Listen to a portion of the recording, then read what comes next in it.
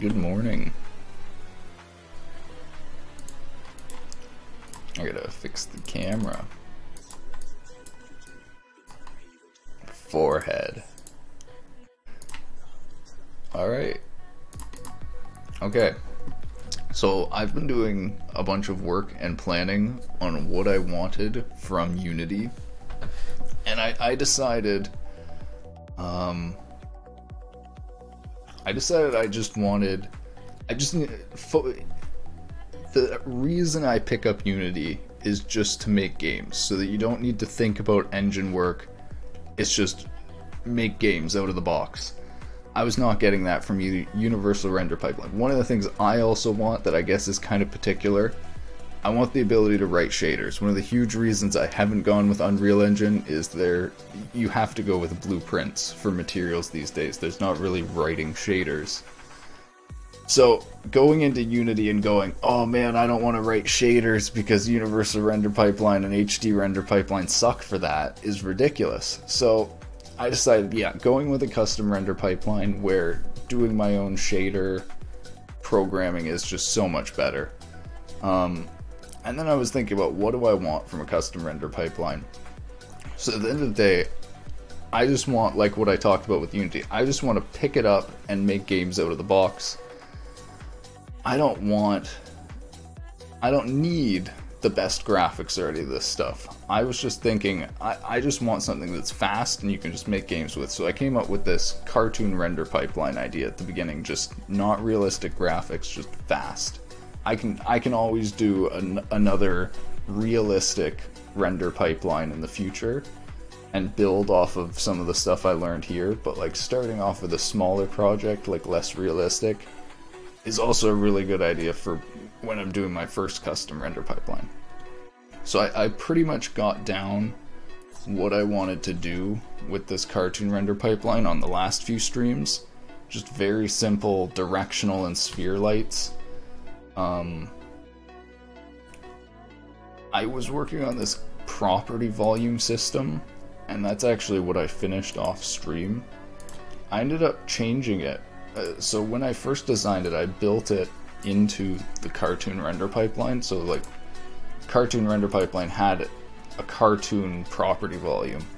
So now I've actually put the property volume in its own just utility class, and it's actually a fully customizable property volume system where you can just implement any of your own custom properties, just like the post-processing volumes in Unity or in CryEngine or Unreal.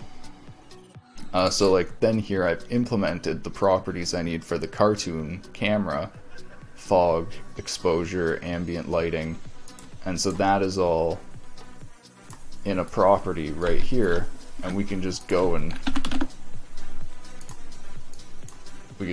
change the fog and stuff. I also went and did a very nice, or at least I think it's very nice, a very nice height-based fog. So you can kind of see right here, it doesn't work properly because the skybox is right here, but if there were more objects around, you would kind of be able to see that. Actually, you know what, if I make this tall, there, you can see the fog is plane based, and I got like full options for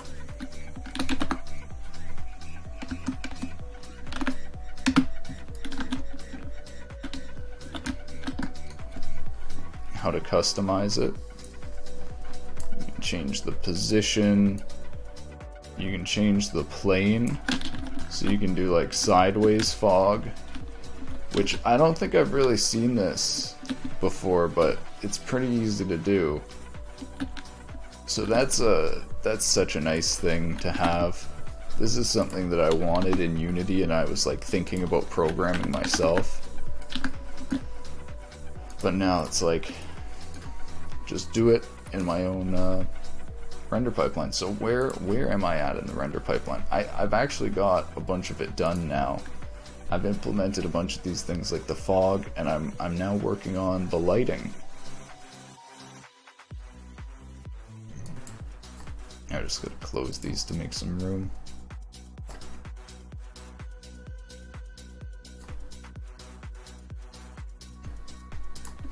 Yeah, so I'm just finishing up the directional light. Oh yeah, one other thing I did a post-processing system. I was so disgusted by the scriptable render features system that I was like, oh, I can do a way better post-processing system. And so this is what a post-processing shader looks like. Apply. You implement an apply function, add your calls into a command buffer. I still need to implement a few things like a depth buffer here, and I'm gonna add extra buffers. But yeah, it's looking pretty good.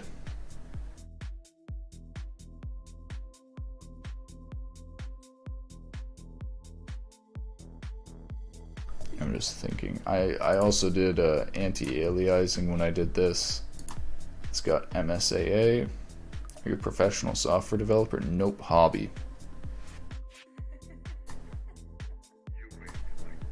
MSA unfortunately only applies in the game view, but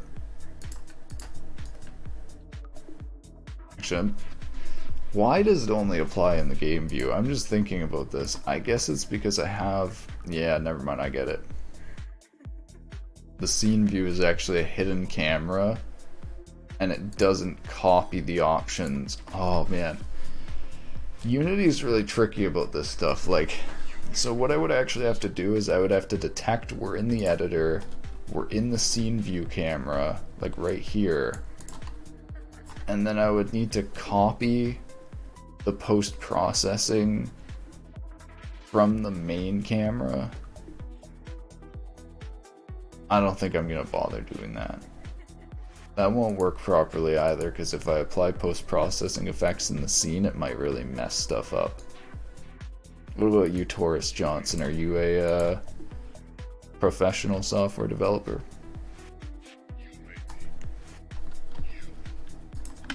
I'm at a really good point though with this, where all I'm doing now is I'm applying the shadows. Let me just reset this cube.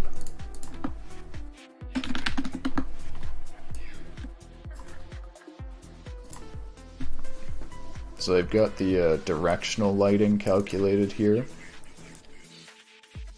And then this is the complicated shadow part. So we use the world to local matrix to convert the world position to local shadow camera space. Then we normalize the coordinates with the shadow camera data, and then we sample and decode the depth from the shadow map, which is what we have to do right now.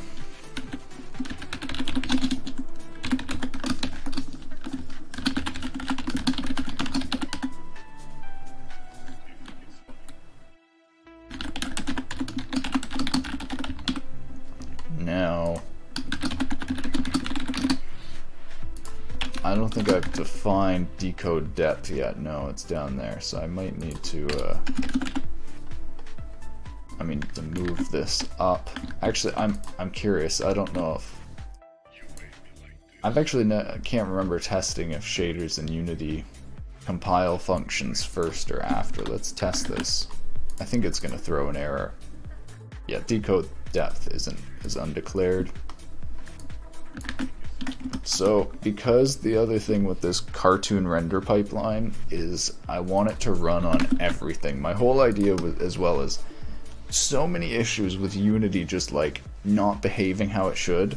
The idea with this is to just use like maximum portability. So it doesn't use any built-in hardware depth buffers.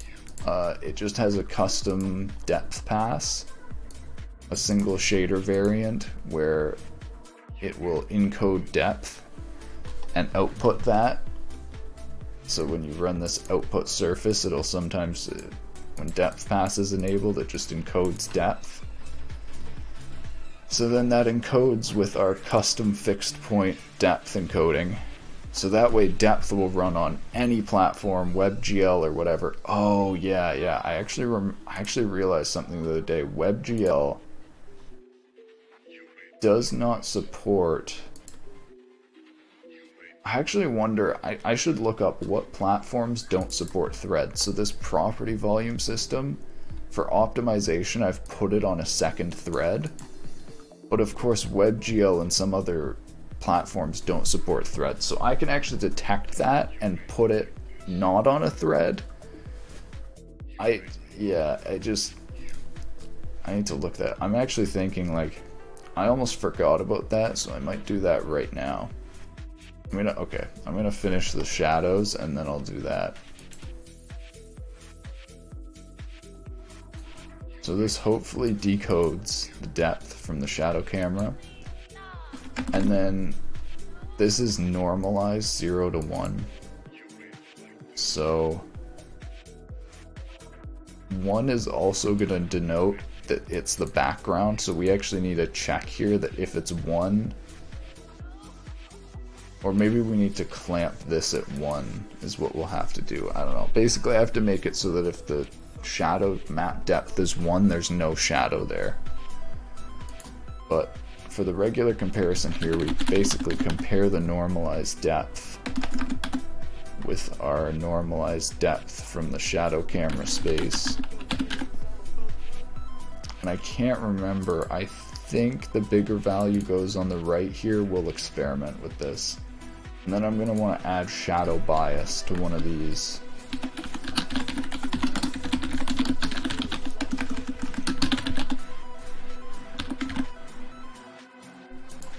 Which I have an 8.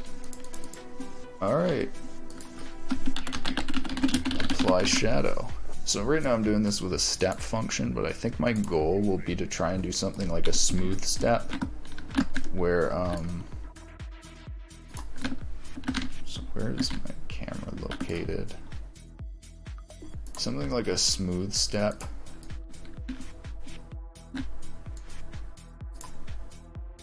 Where it doesn't have blocky shadows. I don't know, we'll see how this looks. This will probably look kind of scuffed because it's doing, oh yeah, so this is actually a benefit of the manual depth encoding, is normally depth buffers don't support linear sampling. So you literally can't do linear sampling unless you do it yourself. But with the depth encoding, you can actually just do linear sampling on the texture, and it has, I believe it has a few little issues, but it should still be a decent interpolation. It's nice and fast. Alright, so this isn't applying. Who knows why.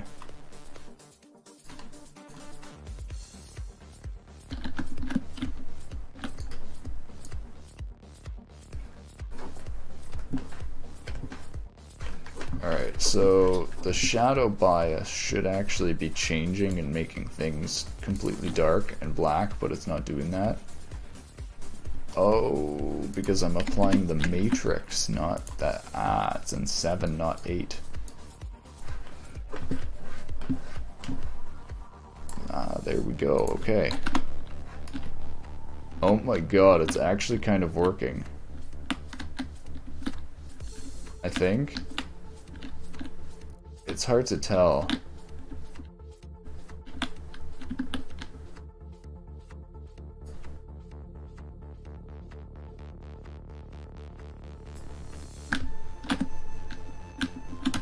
Alright, I'm gonna put something under this.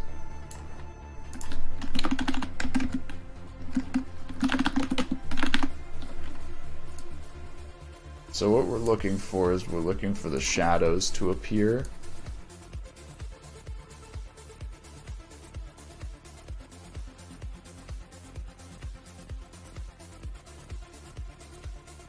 Oh.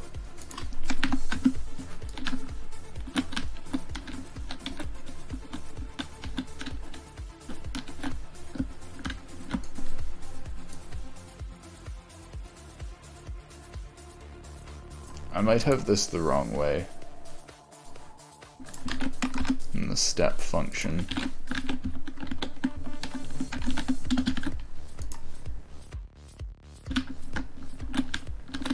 Yeah, I think I had it the wrong way in the step function.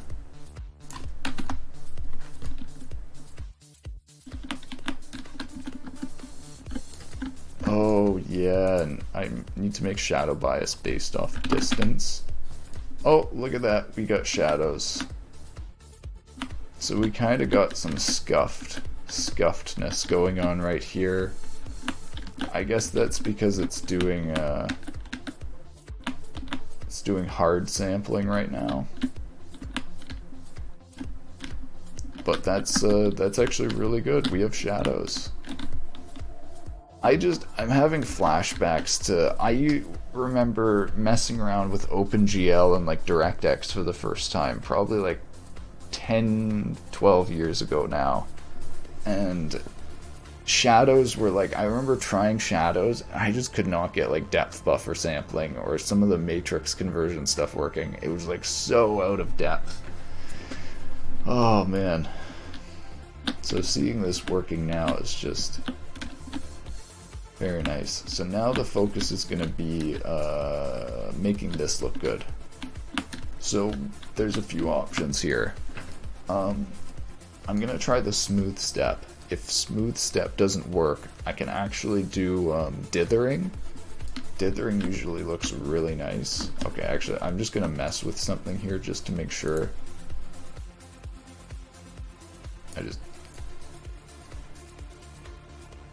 Oh my god, wait. What is that? Yeah, that's what I thought. That's what I thought. I knew there were going to be issues. Oh, that's what I was talking about how I have to check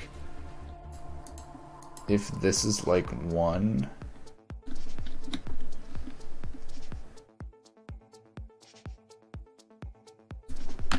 I think what I need to do is limit this to 1. We'll fix it. Yeah, oh wait, kind of.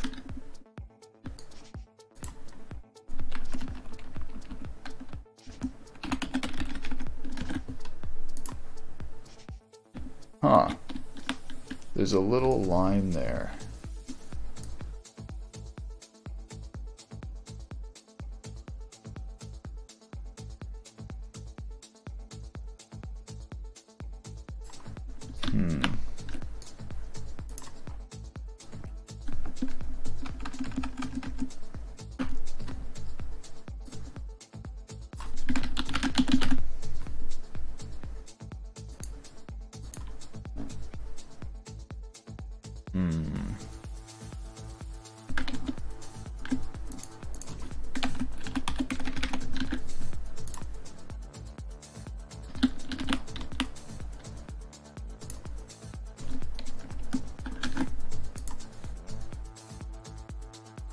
My issue is that this gonna show up again with distance?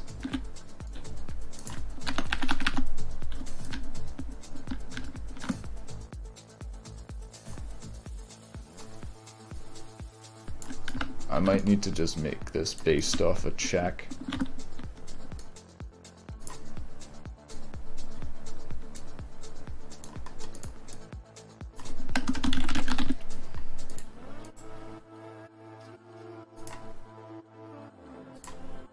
I'm just going to try checking if sdepth is smaller than 1. Oh my god, it's my depth encoding. Oh, it's the depth encoding. This will never equal 1.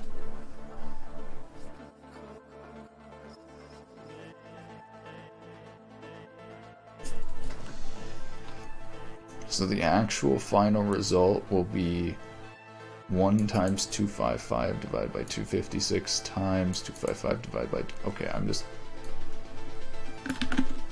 going to manually calculate this just to be sure.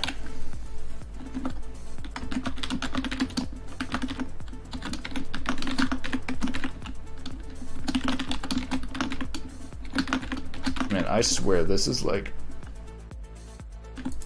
Oh my god, I just zoomed in on the wrong thing. JavaScript console is the best calculator by far. I feel like that value is way too small or precise, but maybe I'm wrong. Oh, no, that did it. Perfect. Okay. So wait.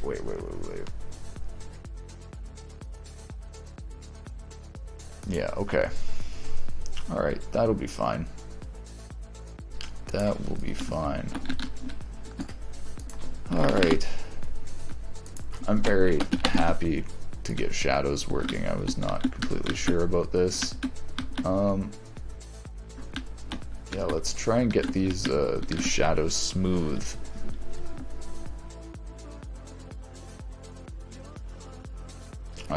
I'm gonna make shadow bias relative to shadow distance. So that's just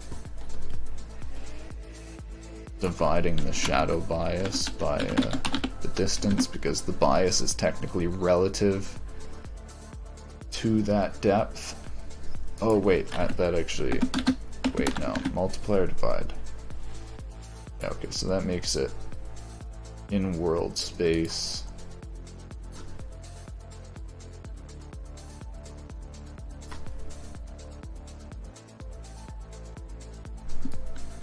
Alright, and there are our shadow bias errors.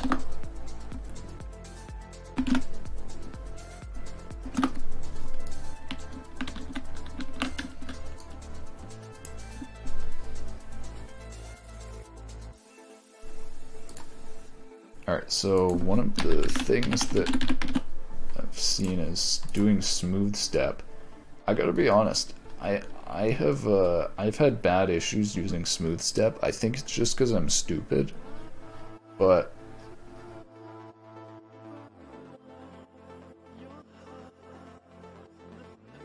implements the cubic x divided by edge. I almost feel like just copying this and plotting it. So I'm curious how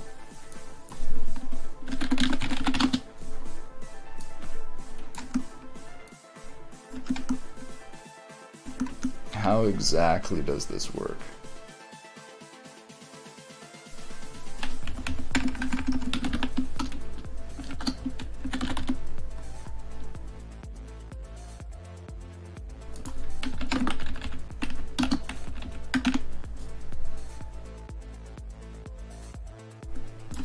Smooth step 0 to 1x. Okay, that's interesting. So what happens when we move the edge?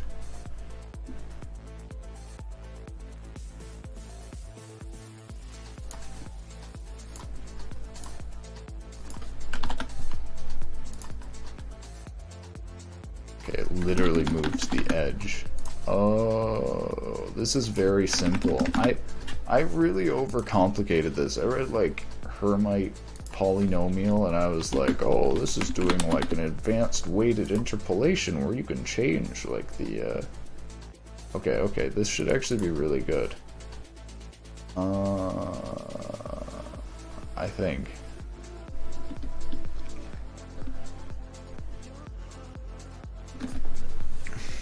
How do we use this for shadows?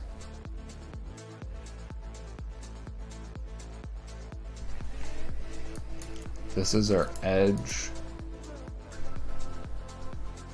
No.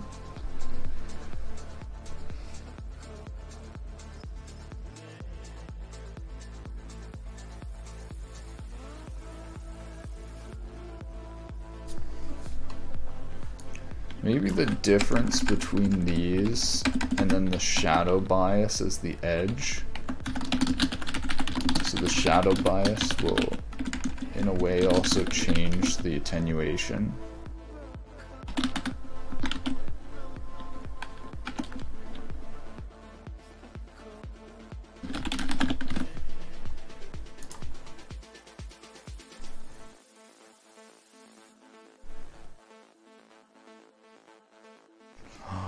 Oh, look at that. Ooh. Ooh, that's got issues, but it's also really good. Dude, that's smooth shadows with one sample. That's smooth shadows with one sample. So if anyone doesn't, okay, a lot of people probably don't know. This is pretty complicated stuff. I wonder if I can actually bring up these settings. So in traditional like shadows, because you, oh my god, what the,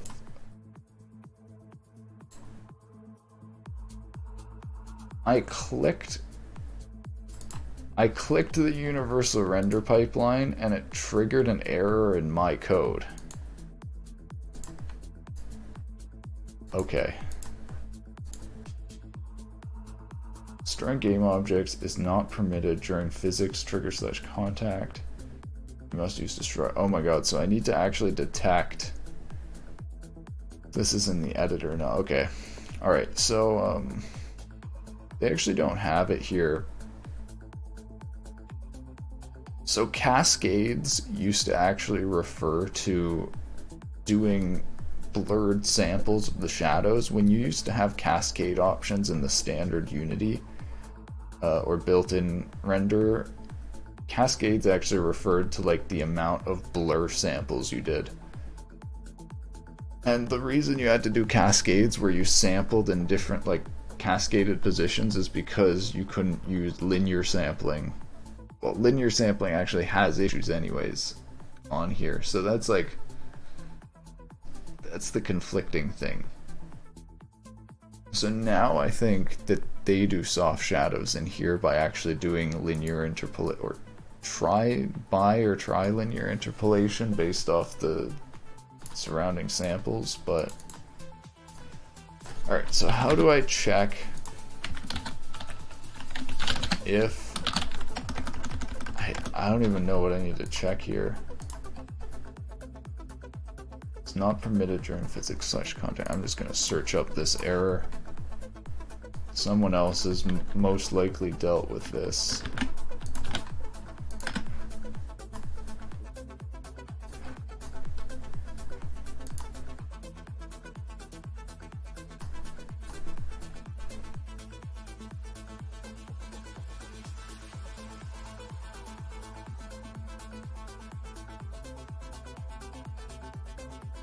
Can only call destroy while in play mode. That's what I thought, so I'm assuming I can check is playing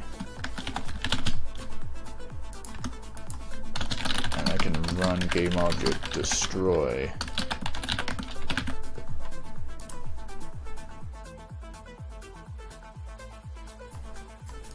I'm actually super curious about this.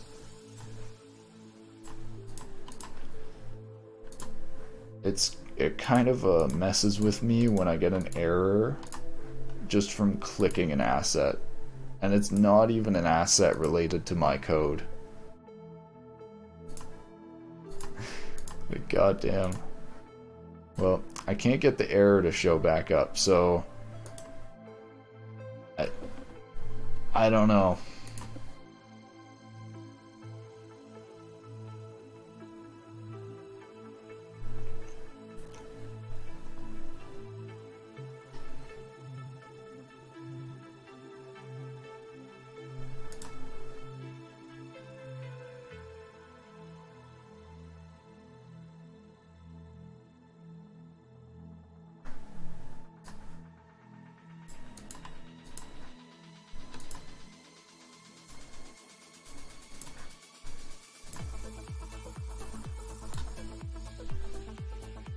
Now I can't get the error to trigger.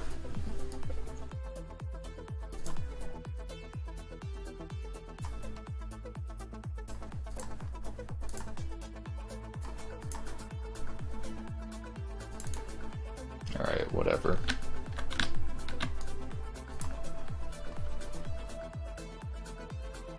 Alright, so I need to put some sort of oh man, I'm thinking about how to do this.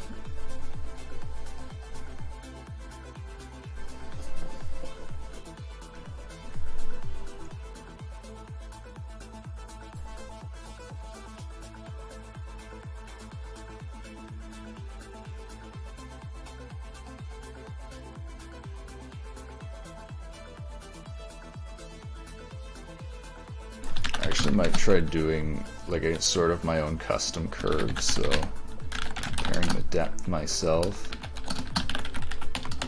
applying the bias.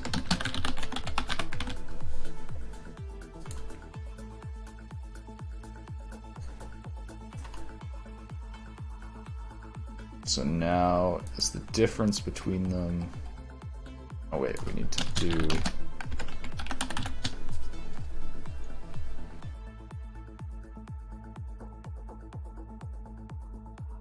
how do I want to do this? So the object depth is higher than the shadow depth.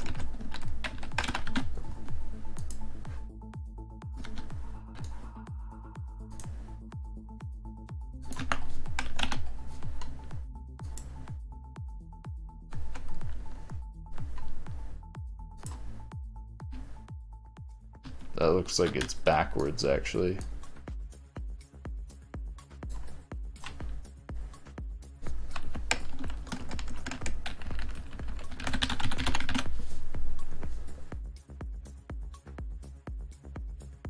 Oh, yeah, because smaller depth is closer. Alright, yeah, so actually is the same thing as the smooth step. I need to apply another curve to cut off this ambient amount here.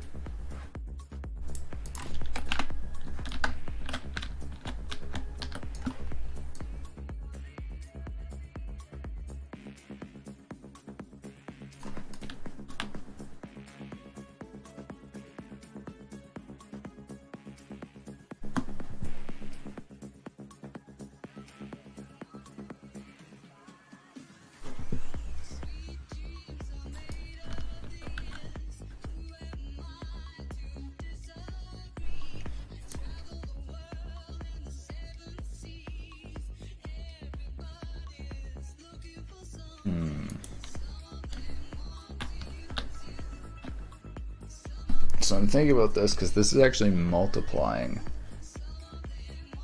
So this isn't actually clipping off.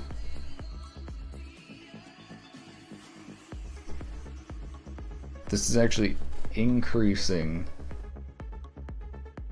the high part. So I'm thinking like a curve that after a certain amount, it ramps up to 1. I'm actually thinking I can do that with smooth step, I think.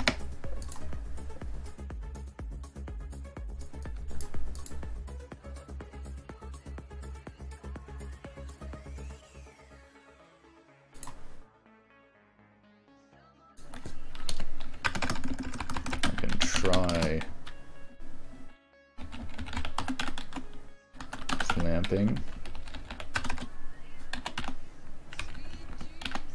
And then maybe multiplying.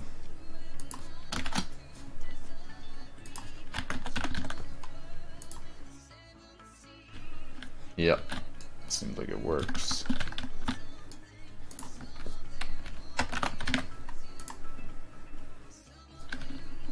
There we go. Ooh, okay, so there's a nice happy point.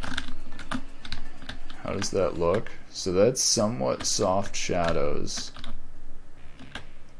Do they get harder as it gets farther away? Oh my god, so that's actually like the opposite of realistic shadows.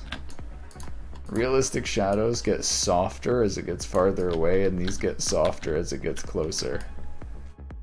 Oh my god. So this might not be the ideal shadow filtering. I might need to go with, so I feel like for a cartoon render pipeline, dithering might actually be a decent way of doing shadows.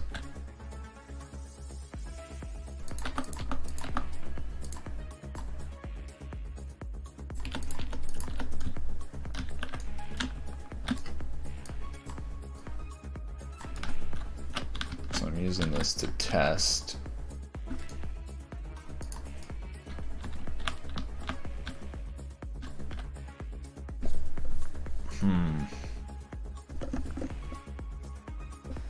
So I'm sure if I could access some of the like 2D gradient functions or text 2D gather, I could actually get the surrounding pixels here.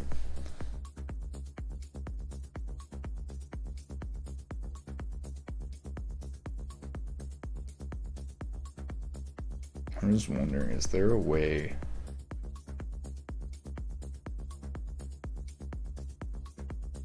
to this?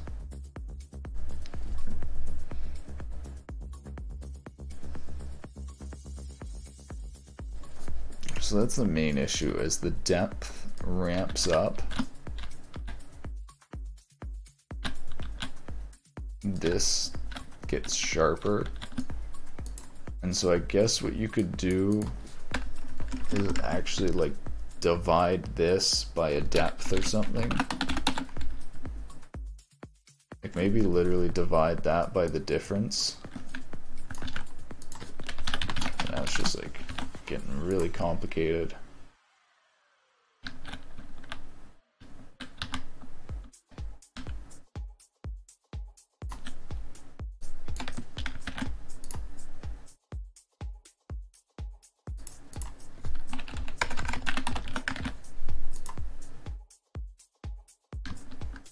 So what effect did that have? Did that make it coherent?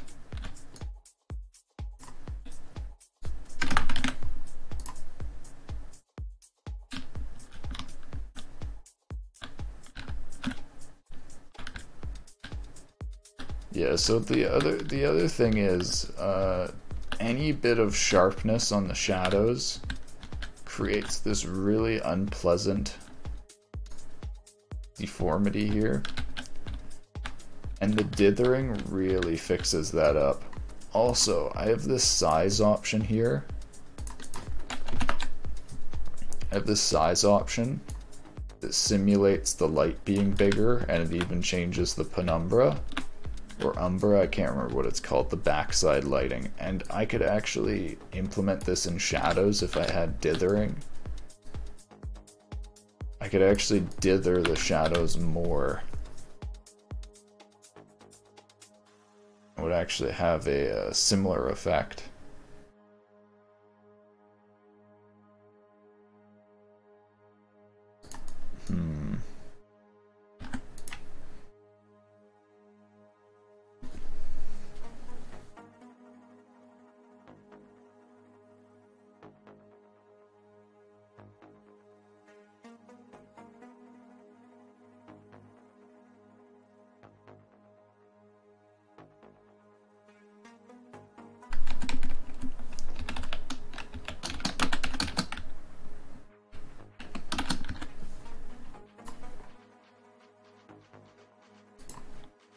Let's mess around with this a little bit more.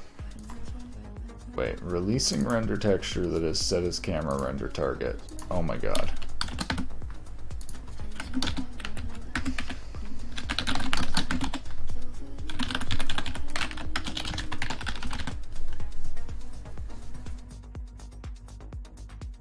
You know what?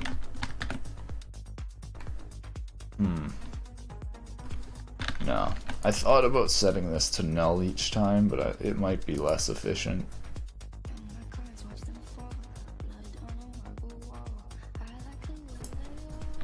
Man, making things run in editor is just like ridiculous. You get so many errors and things. But the render pipeline needs to run in editor.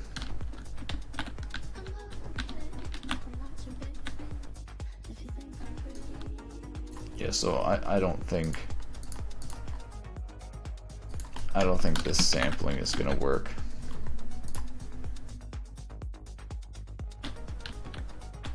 It just ends up giving somewhat hard shadows. And it has inconsistencies about when it gets close to the camera.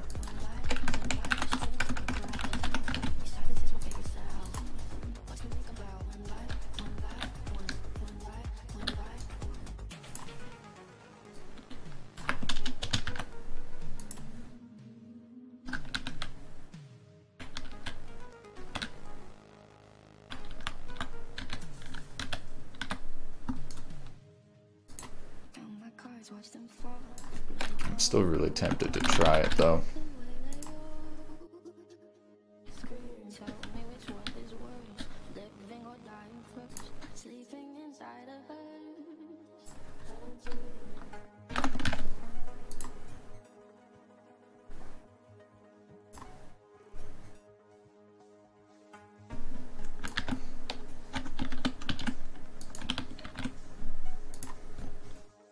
Wait.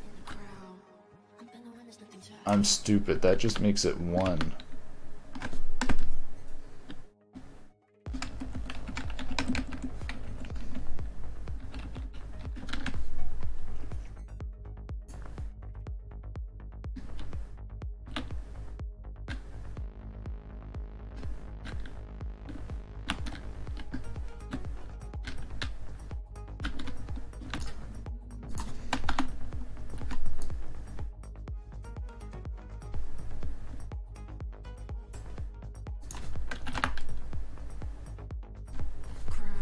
Yeah, so this also ends up you doing with a ridiculous shadow bias. So I don't think I'm gonna do it. I remember trying this before as well and it just did not work.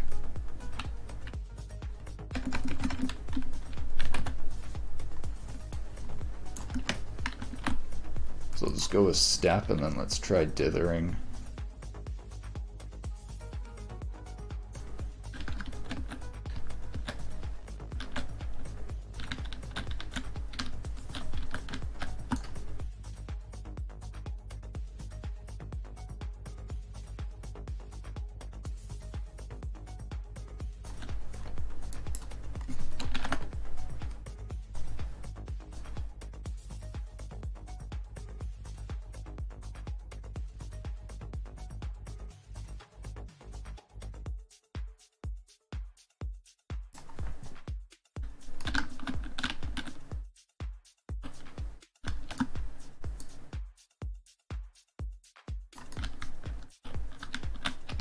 I can't tell, but I feel like something's wrong. The shadows aren't... Oh my god, I have this backwards again, don't I? Or is it the shadow bias?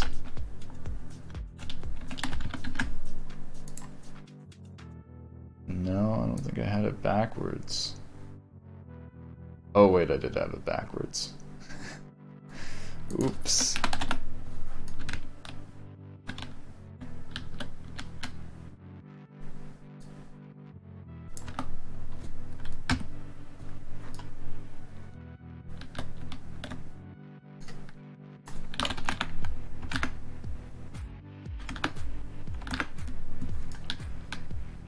Interesting. There aren't any, oh, there's kind of some bias artifacts here.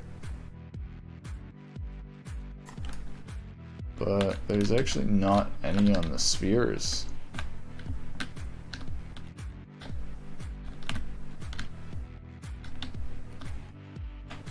Interesting.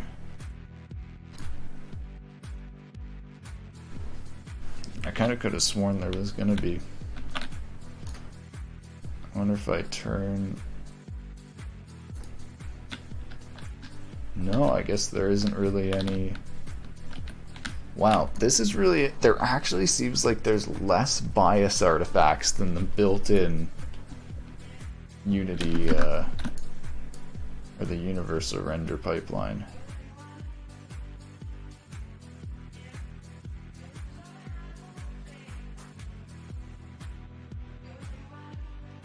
Ooh, what is this?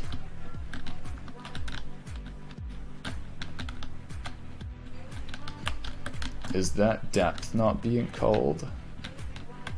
Oh no, that's the surface there. Oh, okay, that makes sense.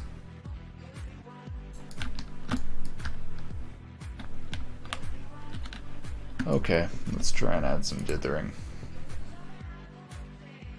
So this is also going to be the difficult part of dithering, is finding a good dithering pattern. So like, yeah, this is one of the small things that you can spend a bunch of time on. So the whole thing is, I could do cascades or blurring, but that would be really expensive in that I would just be looping and iterating texture samples over and over again. Whereas dithering, I can get a close effect to blurring with way less texture samples, but the issue is that it's spotty because it's dithering. So I could use, like, there's a few things I can do. I have a few blue noise dithering functions. I might look at doing that.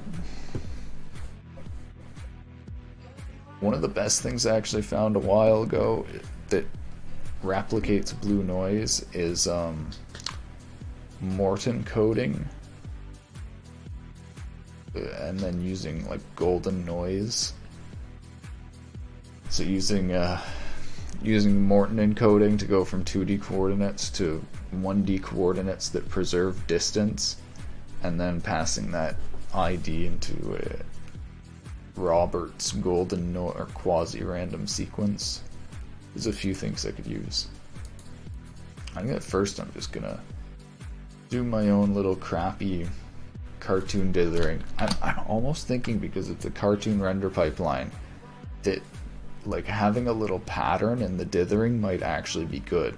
Like, make it cartoonish.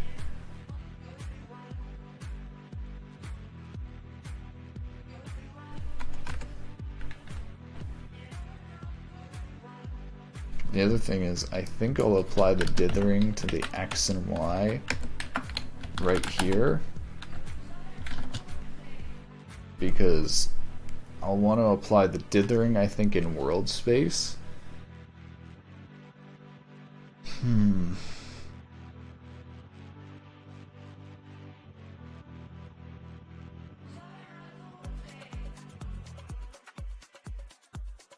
No, I guess I'll...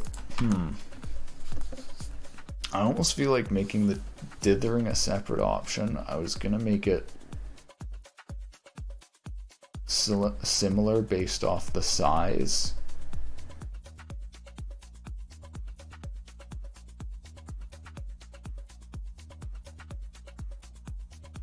But maybe not. I'm just thinking, I don't really have any extra space right here. Depth, shadow bias.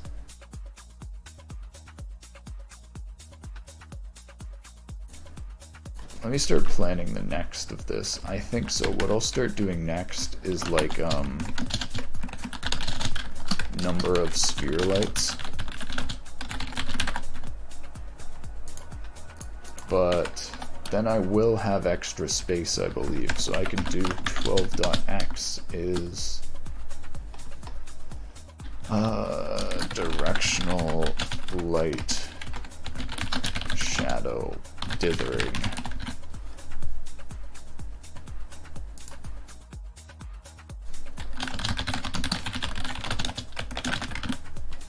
Oh god, this might actually cause errors. I had errors when I changed the size of this shader array.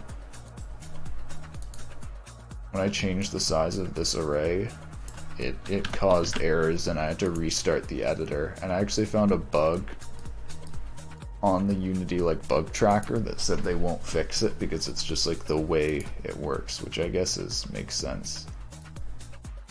Doesn't make it any less annoying.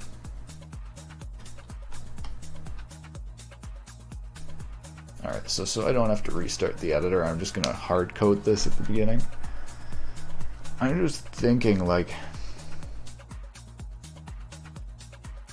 I guess I will apply the dithering in world space, because that actually makes sense.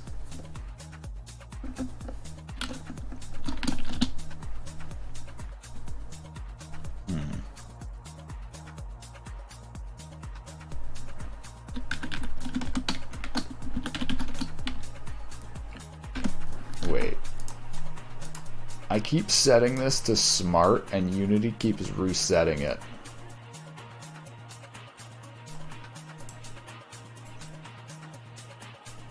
I need to go in and figure out how to set that option for CG include. I feel like even if I go and set it, Unity's just gonna reset it, so I'm like, there's some stuff like this that's just so, it's just so bad about using the Unity engine. You just have to deal with all these minor inconveniences just because it's like, oh, it's Unity. But it's like all the minor inconveniences really add up.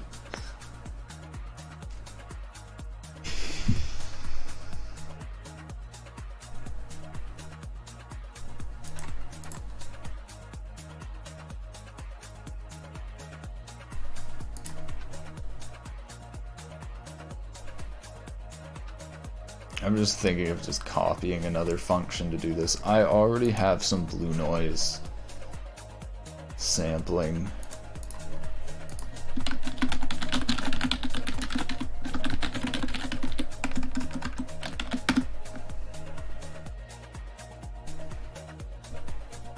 On my shader toy. Yep, here we go. So it's a bunch of different dithering functions, comparison between them, and these ones are particularly fast and nice looking. So none of these are 3D, however, which is what I need. But it shouldn't be hard to convert these. Like the Voronoi dither should be pretty easy to take into 3D.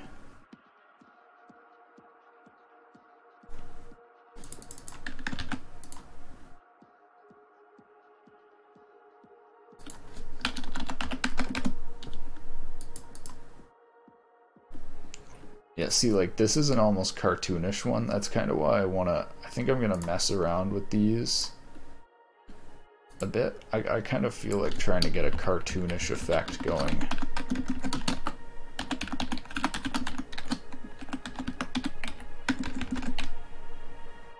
Oh my god, it just reset the tabbing.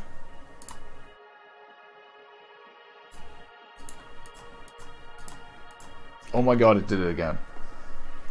What the hell, Unity? Okay, I need to stop setting that actually, because it's obvious. Yep, it just resets. So what I actually need to do is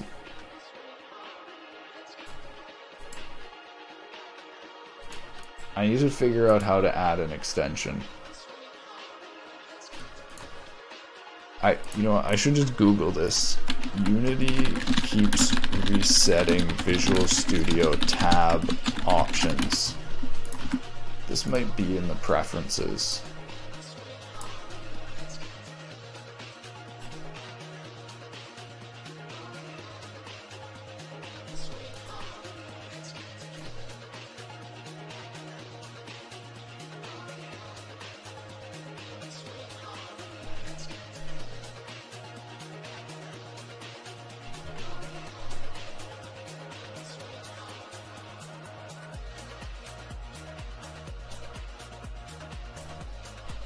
Oh, this is a similar one. Tab indent size resetting each time.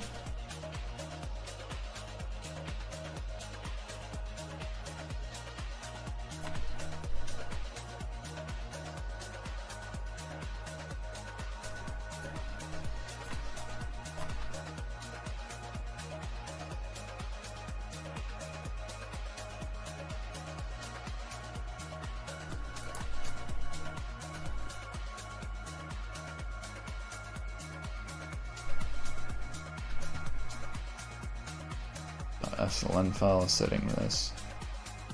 Every time you make changes, right click, hit options, code formatting. Every time you make a change, oh my god. Oh my god.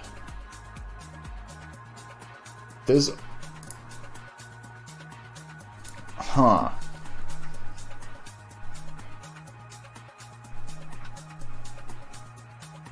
This actually makes me not want to use... So, okay, let me just be clear. This works properly in C# because it can detect C#. It's just CG include that it fucks up every single time because it can't read shader code for whatever reason.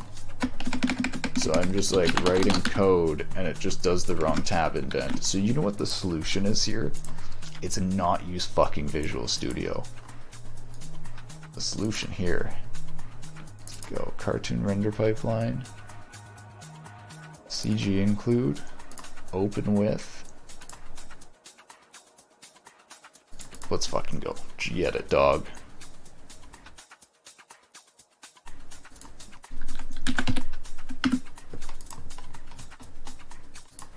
Let's see if the HLSL, GLSL is better. The GLSL highlighting might actually be better than CG for this. I actually think CG has less highlighted than GLSL.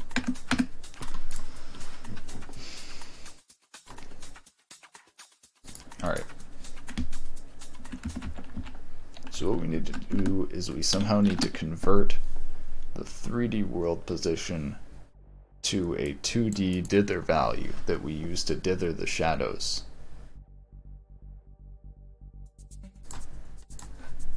Just make sure there's...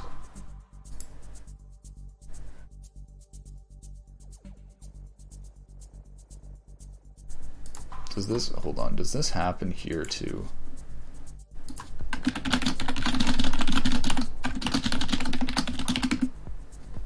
Okay, it's actually working here, it seems like. It seems like shaders actually have the correct... It's just CG include files that have the incorrect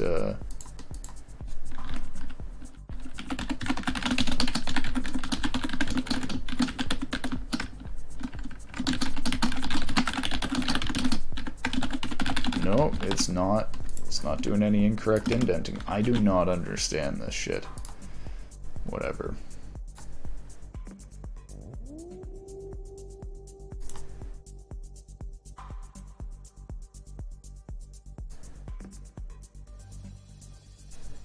So I might do 2 dot products.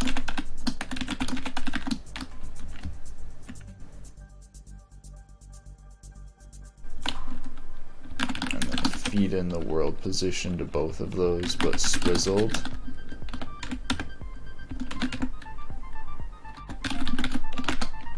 And then we could have some random seed values here.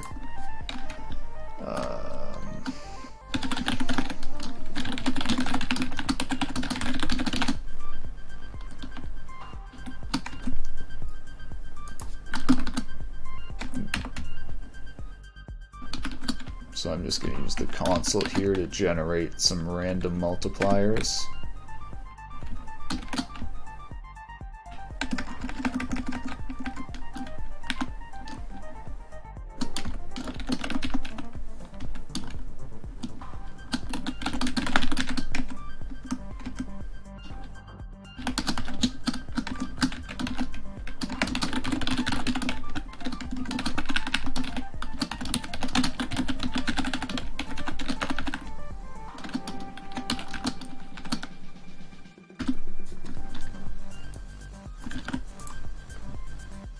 I actually want these to all be different magnitudes. So what I'm going to do is I'm actually going to shave off some values here. Thanks for the follow, Gresh EXE. I want different scales and magnitudes here for, it's generally a good rule for when you're doing these multipliers for seeding. So we'll generate another one.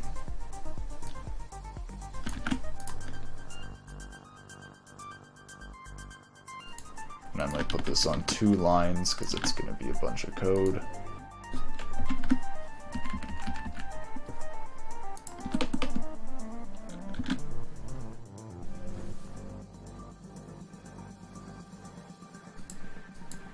Oh my god, this doesn't highlight brackets.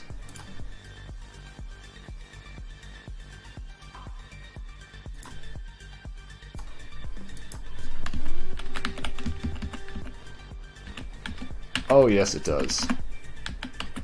It's just very subtle.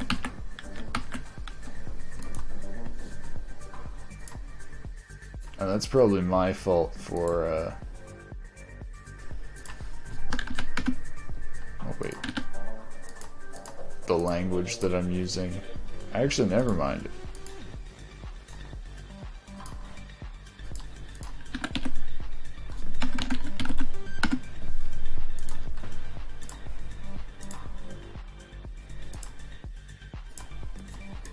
Is that more readable? That's definitely...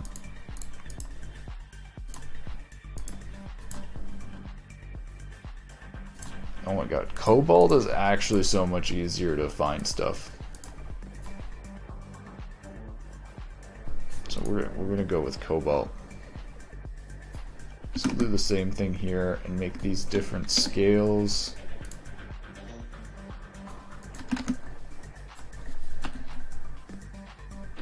So we can check and make sure, yeah, that's float 2, that we need to put that through absolute value.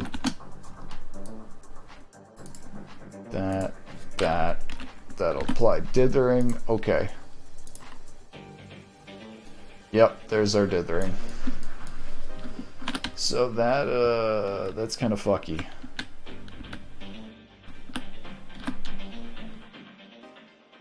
So I would call that a moire dither. It looks like a moire effect, but you can see how this creates a smooth like shadow. And I still think it's actually better here than like those, I don't know what you would call them, blobby or spiky artifacts.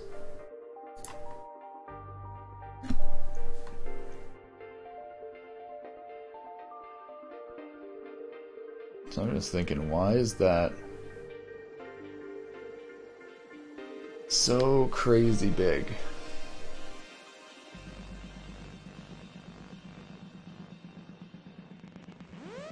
Floor 1, minus 0.5.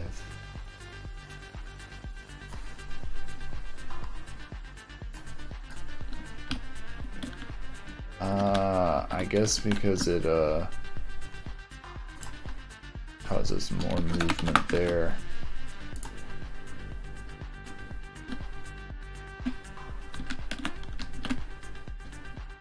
Interesting, so you have to increase shadow bias to accommodate the dithering. Alright, but there's our dithered shadows. Right now it's actually a pretty shitty moire dither, but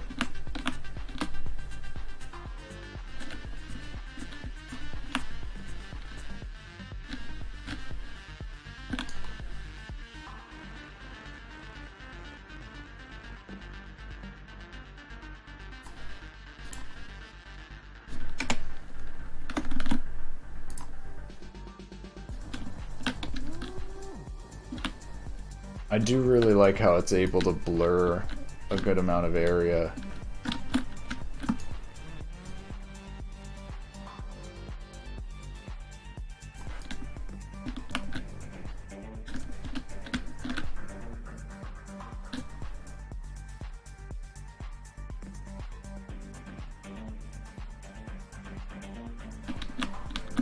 Alright.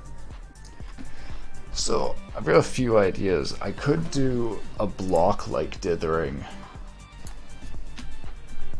where instead of just abs, we do floor.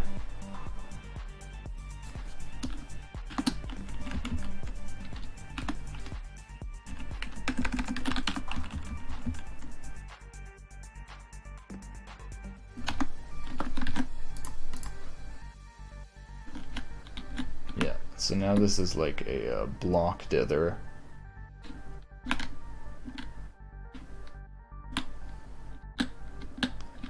Yeah, so the issue is though is that sort of like intersects at these uneven points.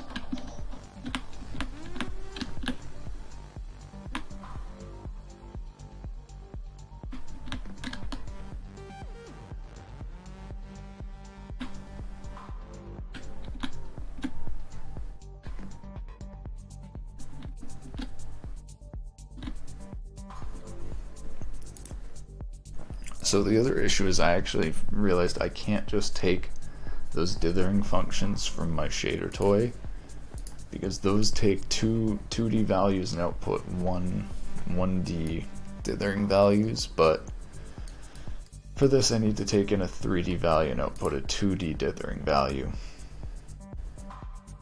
So I think I'm gonna try to adopt somewhat of a I have a few ideas. I might do golden noise. Oh man, what I actually should get here isn't the world position, but the screen position. Because the blue noise dithering, for example, is supposed to be based off of, what's it called? Nearby pixels. But the issue is that getting the exact pixel position is actually involves passing along a whole other second value to here, and isn't automatically included. Because you actually need to go compute screen position and undo the clip space projection.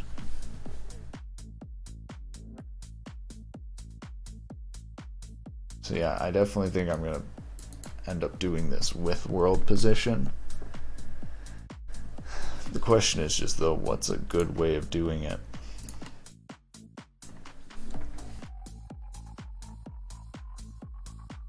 I feel like I might need some sort of quantization or something.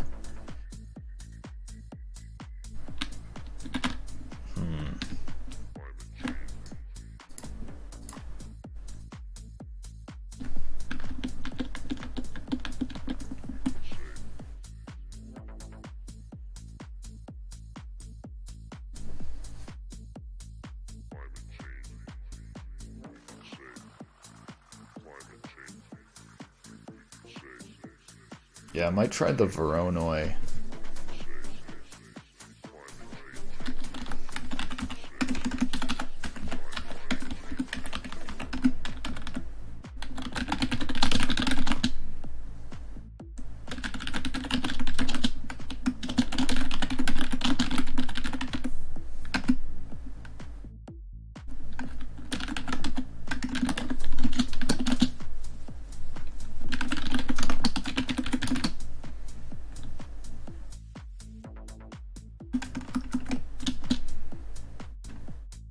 Yeah, I'm just gonna copy that.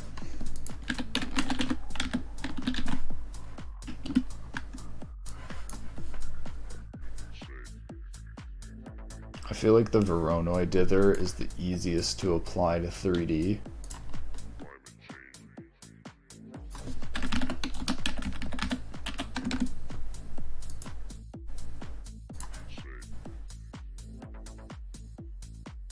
I don't know, maybe mod dither 3.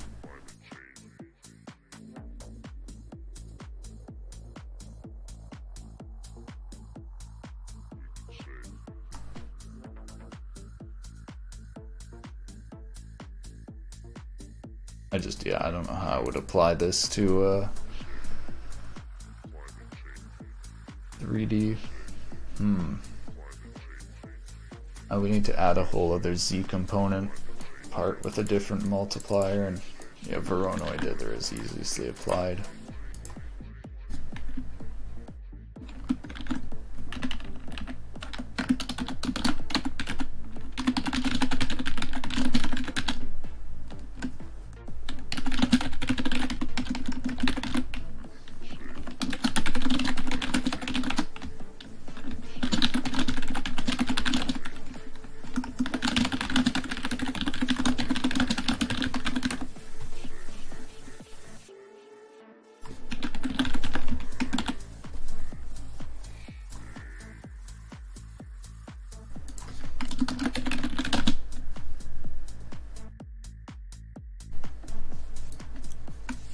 Now I gotta convert this from GLSL to HLSL.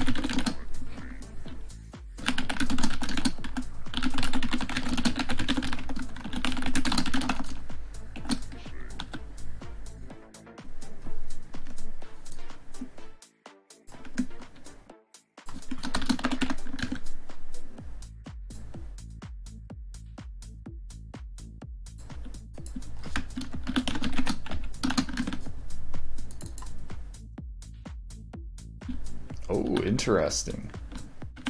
That's actually the Voronoi pattern, the circles.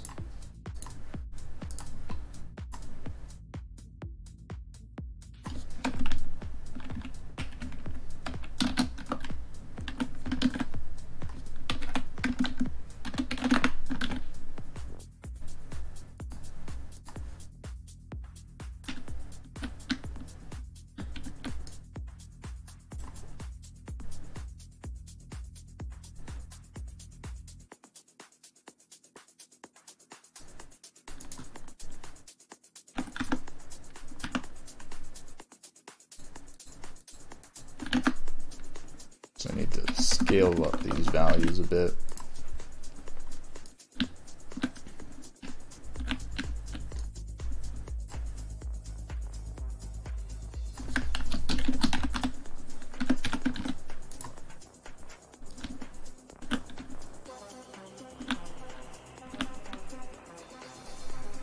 That definitely has more of a noise look.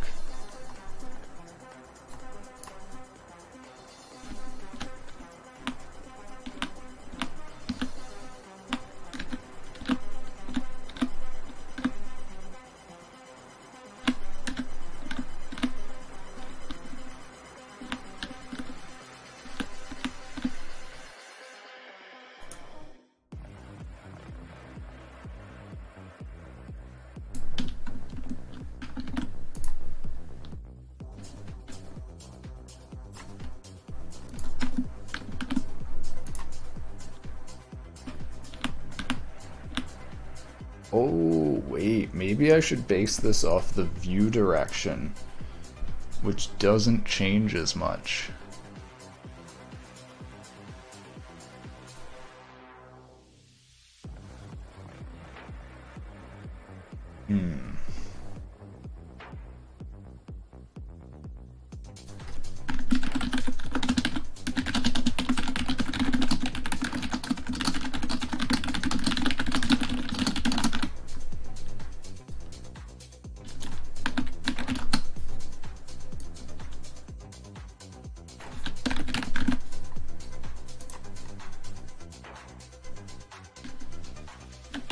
Oh, yeah.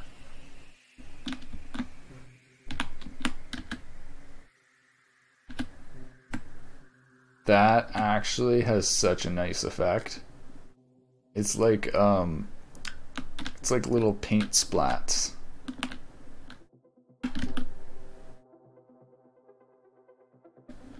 Very nice. Okay, I'm happy with that. And so what I'm gonna do is in the config options, you'll actually be able to change this.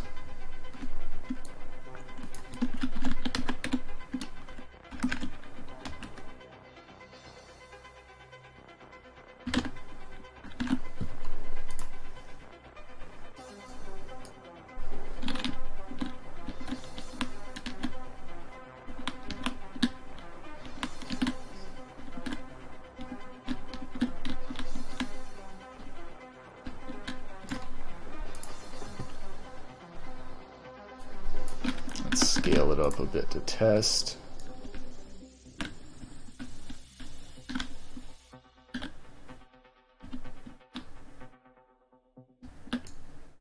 Does it look any different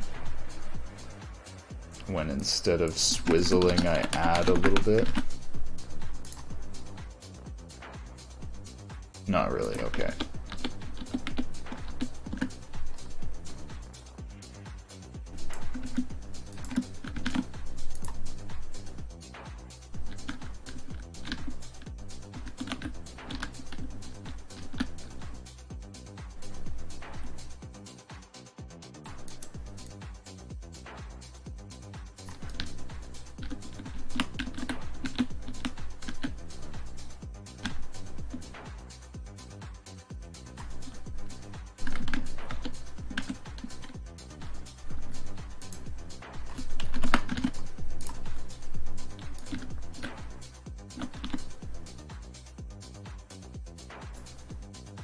So what does changing one of these do?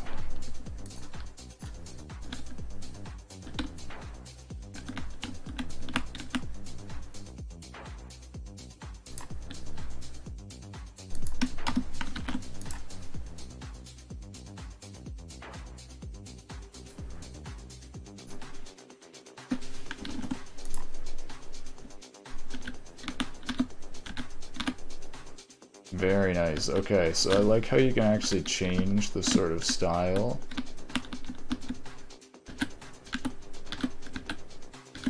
It looks like I've got a bug here. I think it's going negative, but I'm pretty happy with that shadow dithering. You can either go for noise or a more cartoonish look, or you'll be able to turn it off and have just blocky shadows, which is a nice selection of options. Okay, very happy with that. Shadows are very difficult, so getting this working is like, yeah, good. It's good. Adding the I just started speaking like 3 words at once. It's just gonna be like very easily adding sphere lights from here on, and then it'll be pretty much ready. Then there's always little stuff I can add like post effects, but then the main thing I'm gonna need to do is implement shaders like terrain and particles. I've got the terrain here and it's still not rendering because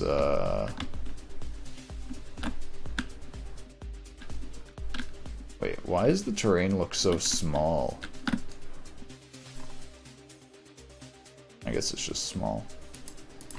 Anyways, the terrain's not rendering because it doesn't have a shader implemented yet for the cartoon render pipeline, so we'll do stuff like that. That'll be the main work to finish. Alright.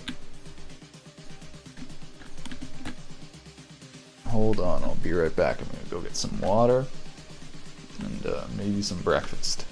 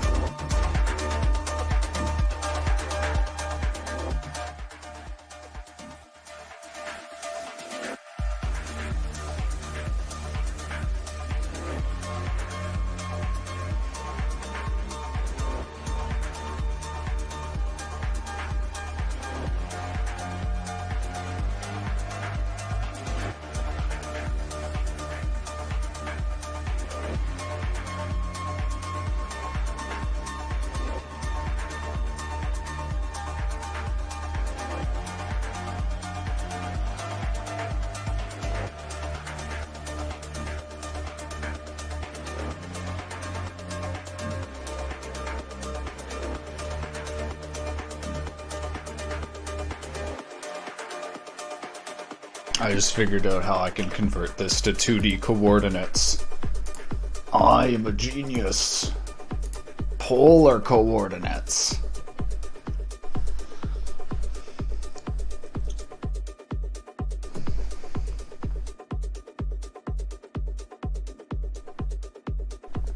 So I don't even think I'm gonna use the Voronite.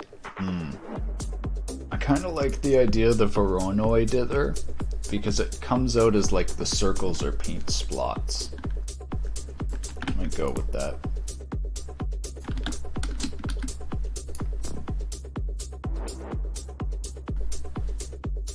I also feel weird just doing this tiny function that's just used twice. I think I should kind of include this all here.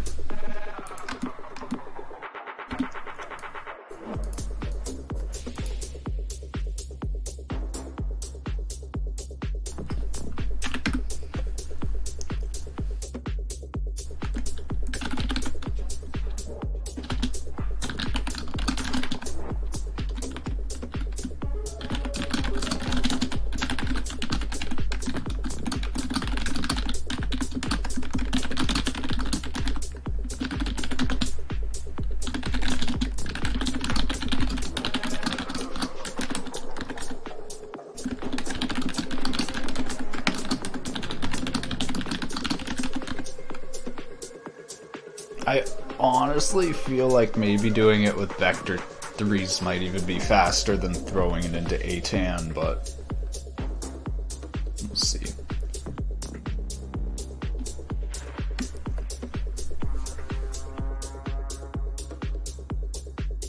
So then I think this is...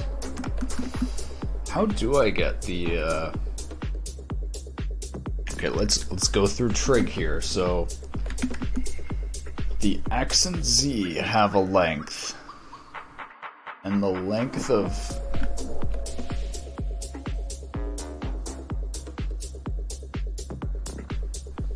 that noise in the song just tripped me out.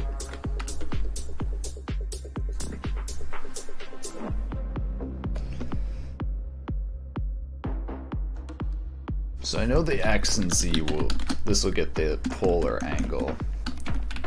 And then I know doing 1 minus length of the X and Z will get me the like cosine or sine thing. And I guess I can run that through tan then to get the angle.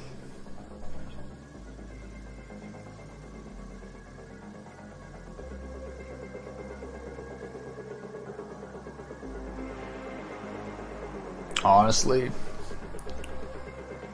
I think I'm just gonna maybe do this in 3D. Ah, man, it's conflicting.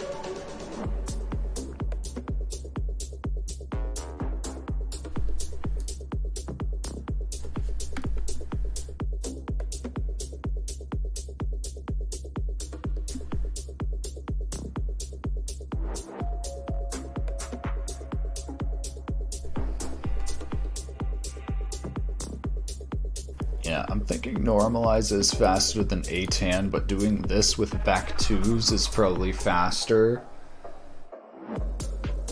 It's almost certainly faster than doing it with float 3s, so... Huh.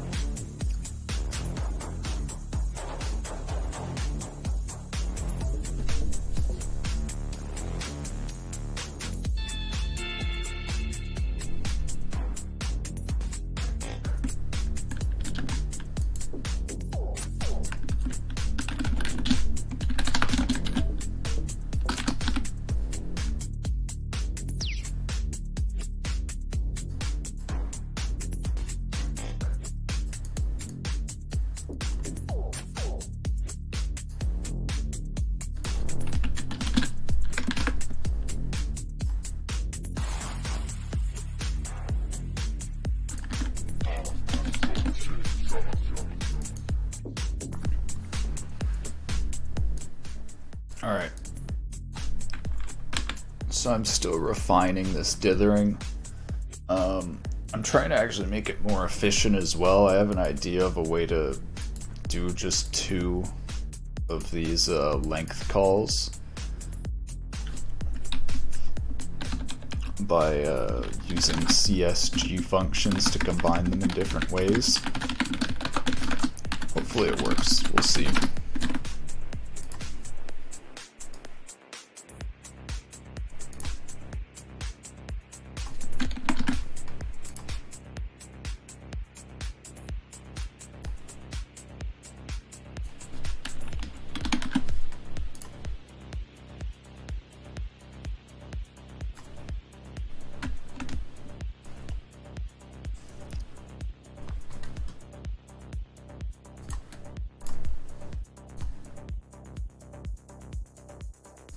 Oh, fract minus 0.5, of course, one of the most important parts. I missed it. That makes it centered, and that makes our distance actually a different value.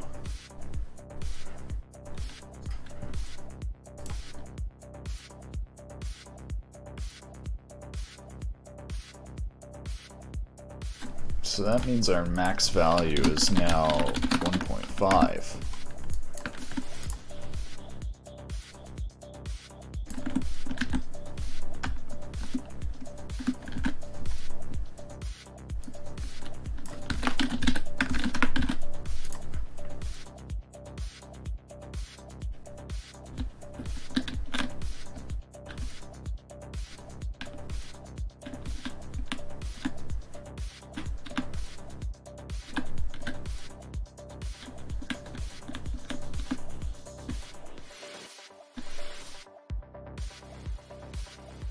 So I'm thinking of maybe inverting this. 0.5 minus.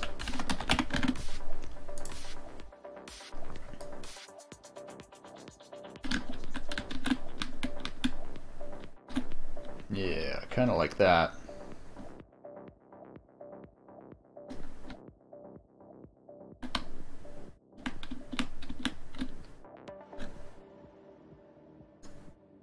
Alright, so I think I'm going to set it up with actually having shadow dithering fed in so I can change it around. And then we'll see.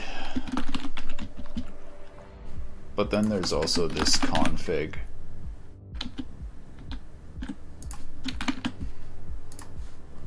Which, I mean, some people might want high frequency like this. Yeah, actually, I think that's good.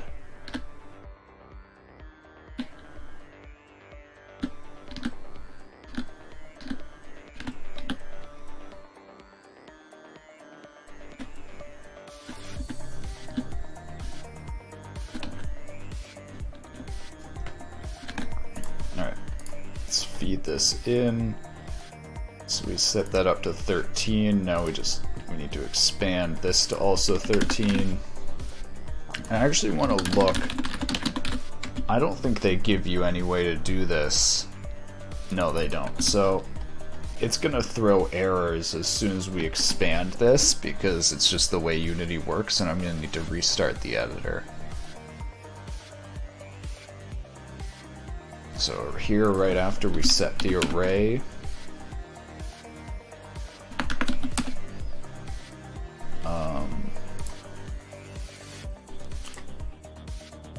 X, directional light shadow dithering.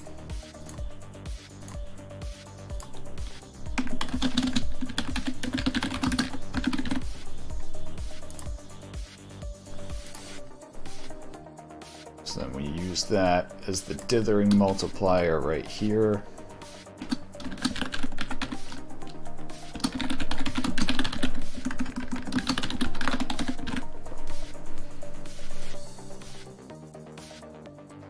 And I guess if we only do this if it's bigger than 0.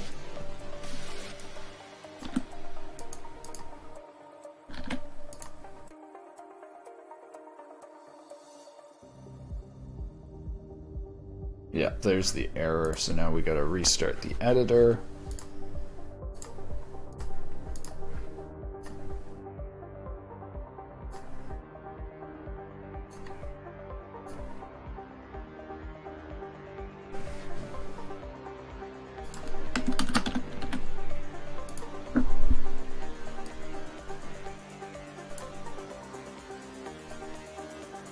There we go. So I just want to check this. Make sure it actually looks... I want to make sure it has the same pattern on both sides.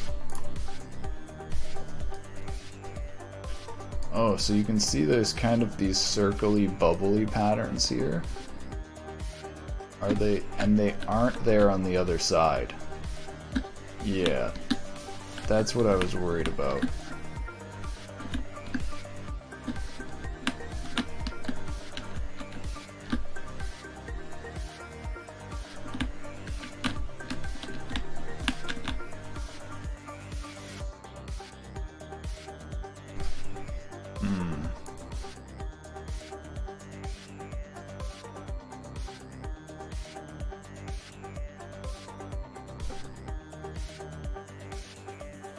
I wonder what that is.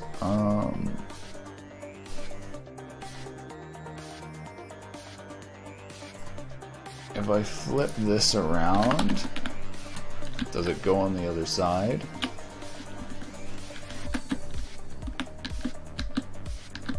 Ah, yes, it actually does flip around.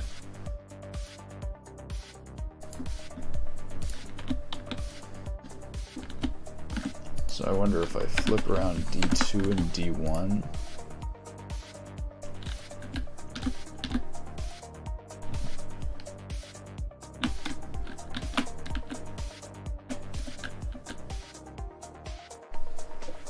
No, but it actually looks like there's like a higher frequency thing right there.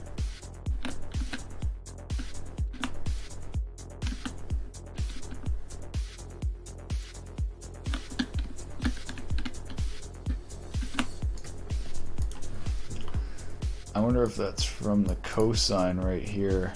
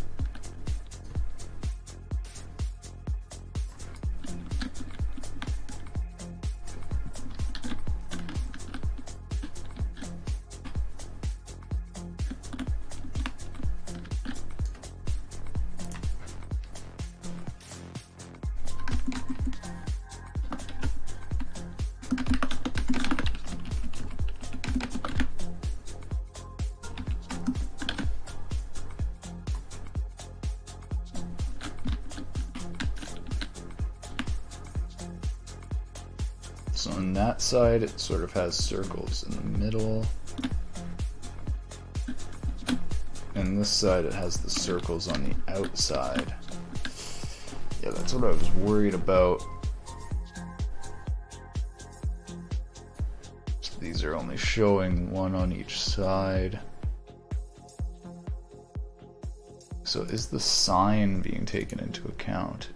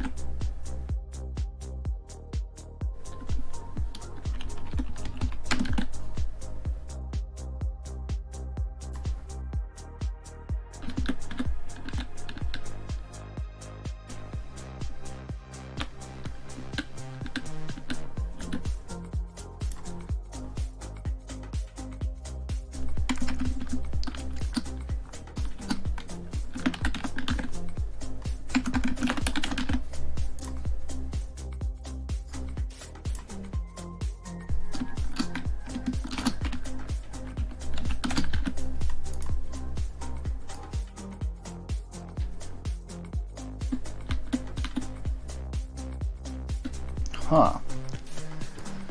The only reason I can think of it being on one side...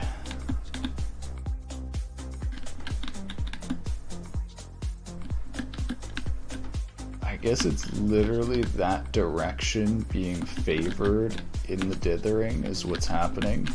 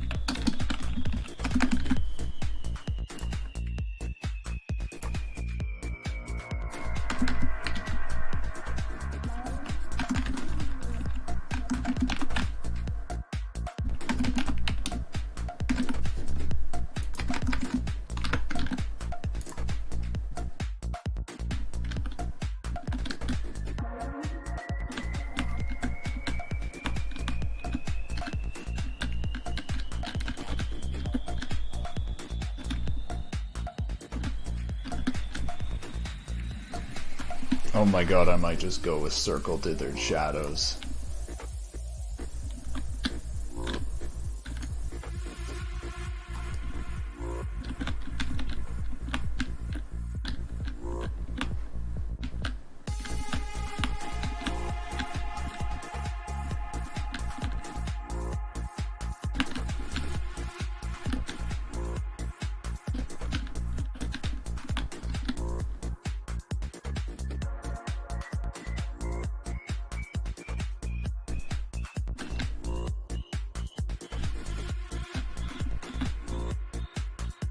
I need to figure out how to make it so it doesn't invert on the one side right here.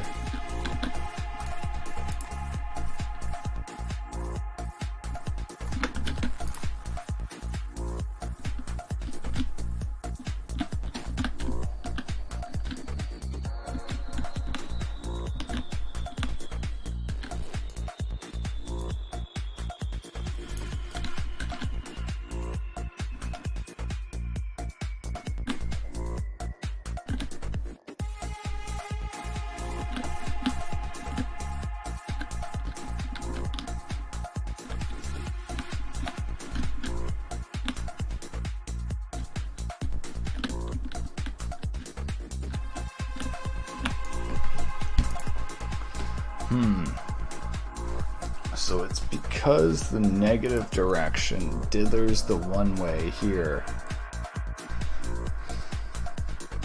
So how would I do the type of even dot dithering I'm trying to do?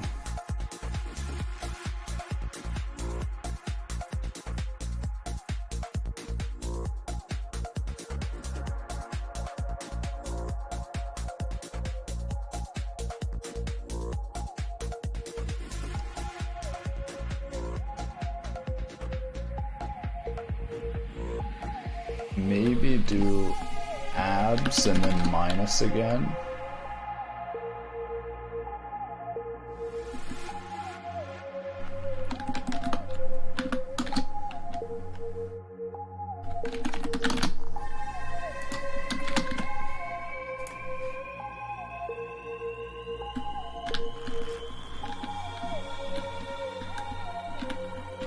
I think this is my goal though. I'm just gonna go for a type of like circular dithering.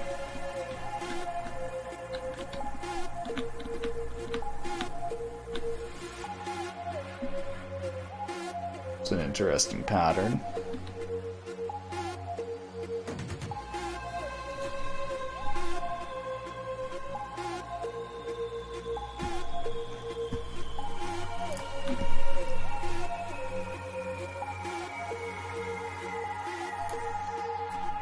Doesn't do what I want. I'm gonna need to think about this. I've actually never done a circle dither like this.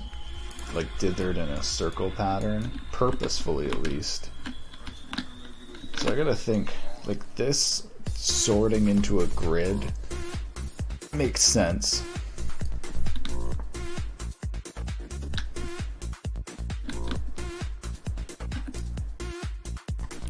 What if I just set both these to the same one?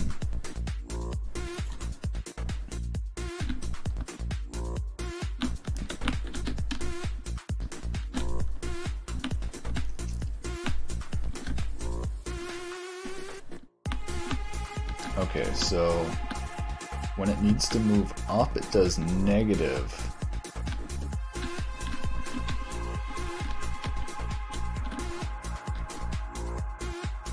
So this is the reason it forms circles is because it's biased in this direction.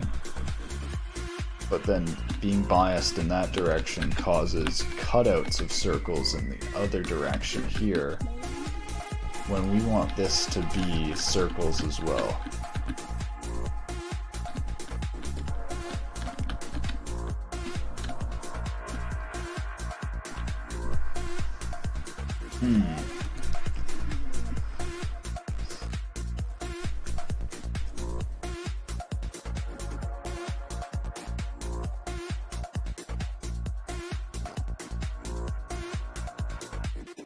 I guess maybe just alternating and doing some circles that go one way and some circles that go the other way. if I did D1 minus D2 and then D2 minus D1?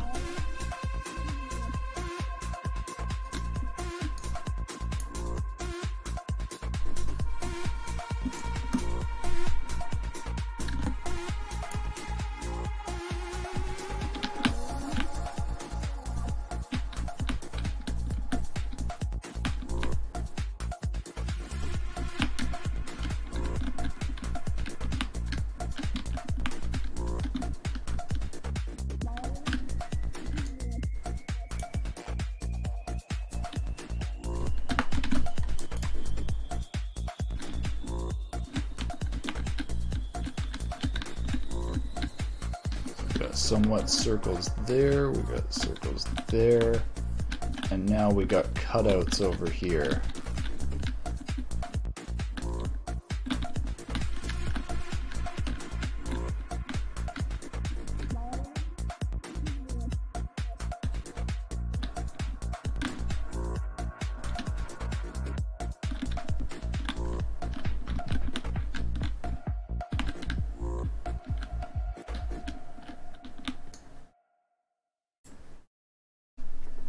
I guess maybe alternating the circles here.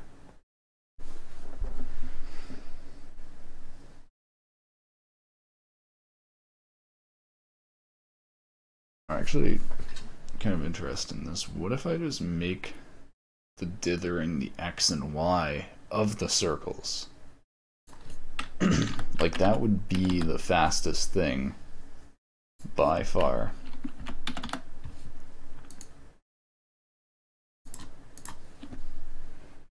Oh, music.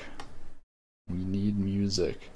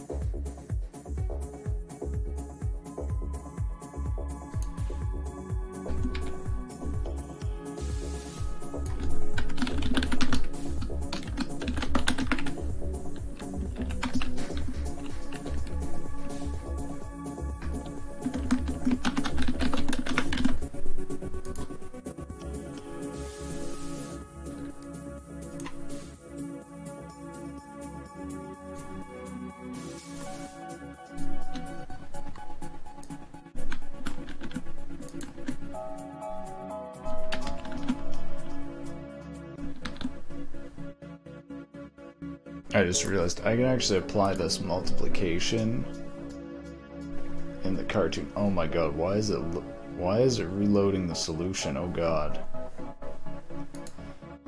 For optimization, I should apply this there. While I'm still developing it, I'll put it right here, but I can actually put that divide in the shader.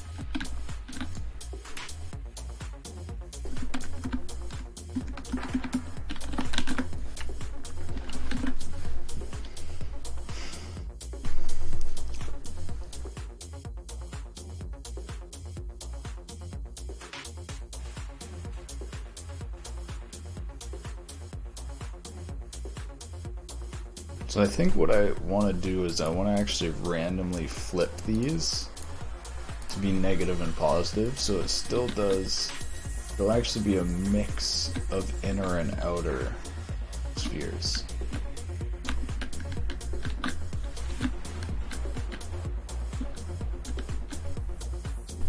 But I'm just thinking, like, if I'm basically doing dithering like that, I should be able to do it by combining them.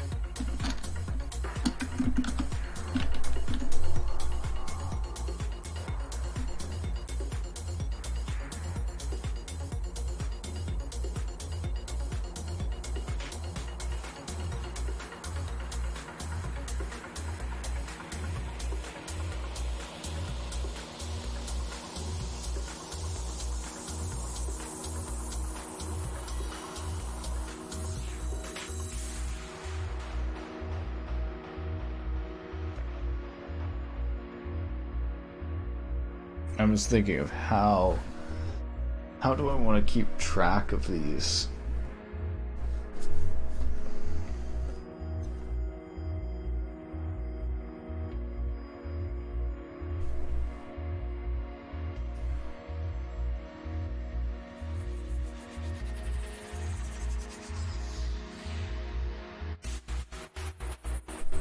If I keep it like this, I could multiply it again. So what I'm trying to do is I'm trying to split it up into 4. So each of these tiles that will be a single circle will become 4 circles, and then they'll alternate dithering up, down, left, right. So it should create alternating in and out circles.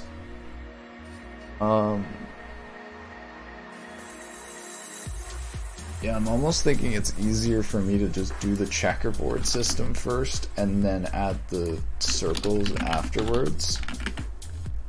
I'm gonna go get water. I'll be right back.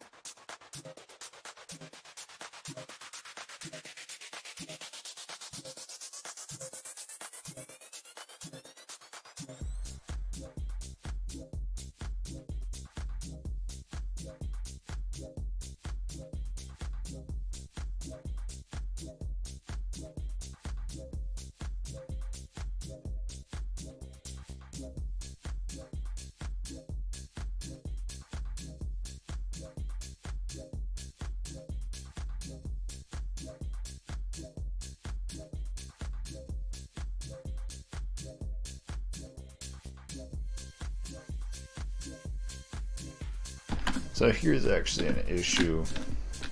You can actually see the shadow moves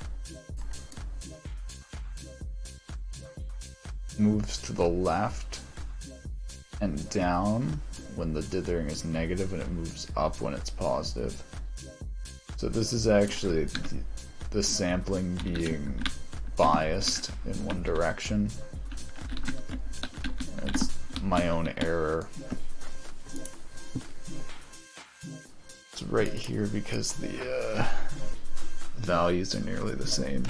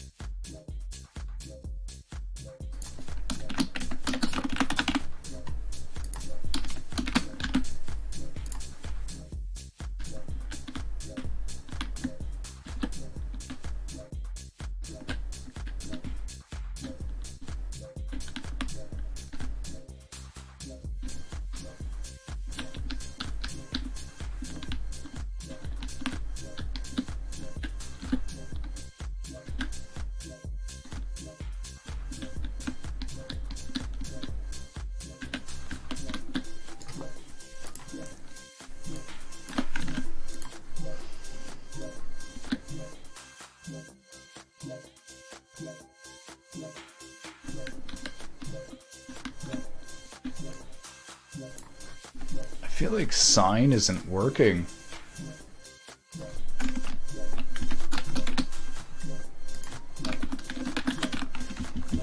I'll try doing ×2 minus 1. No, that has the same effect. So these completely black blocks should actually be cutouts.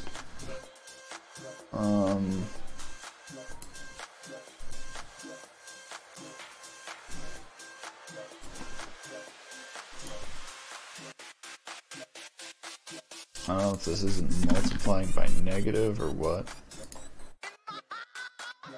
Yeah, so there's the positive.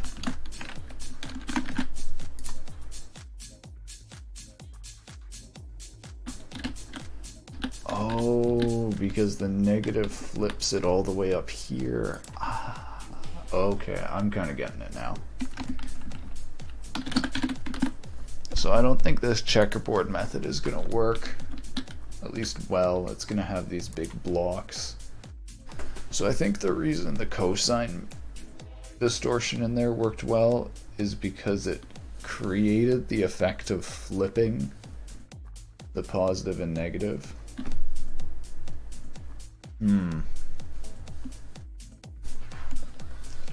So yeah, I'm actually thinking, imagine actually thinking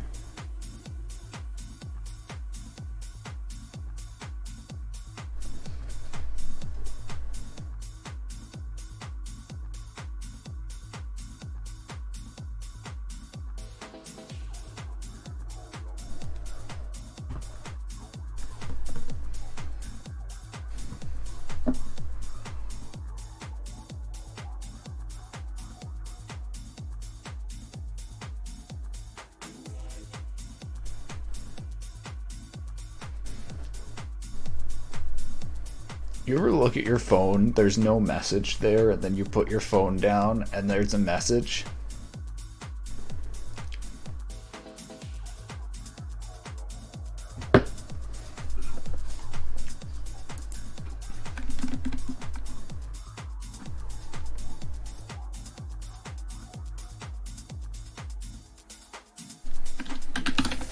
So I'll try flipping this and scaling it with cosine.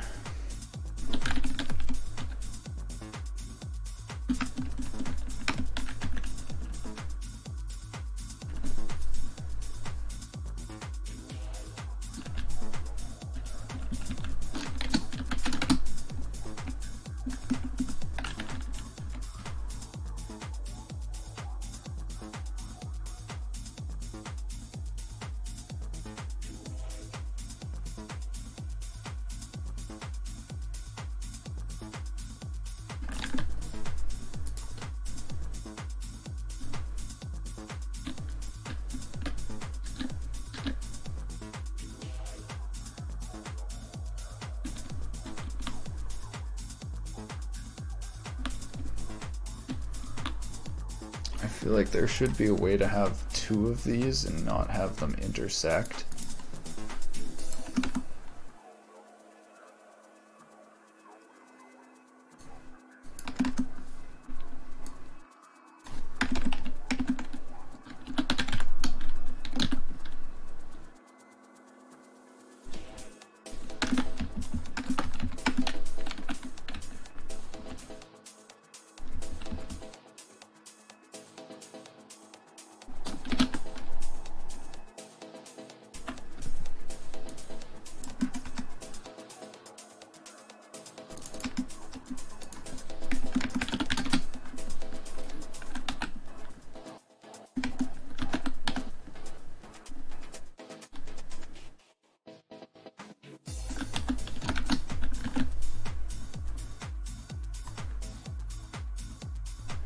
So that's one way. Now if we subtract another,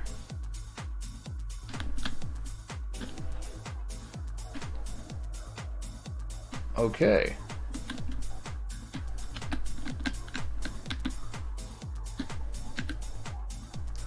It kind of creates an almost hexagon pattern. This is actually kind of nice. This looks like it could be able to be customized.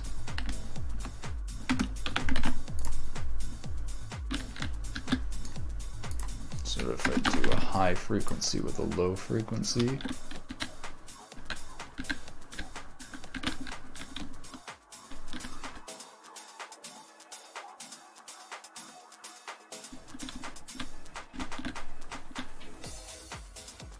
That might be it, I think. So you've got the dots.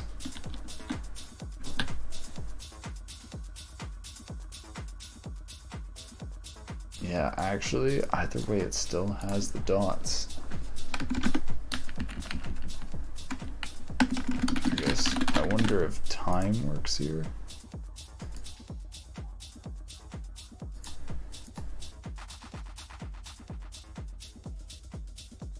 I gotta look up what time.x is.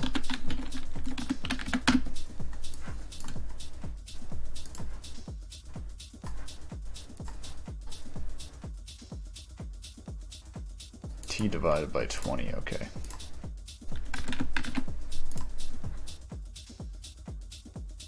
So do any of these look particularly nice?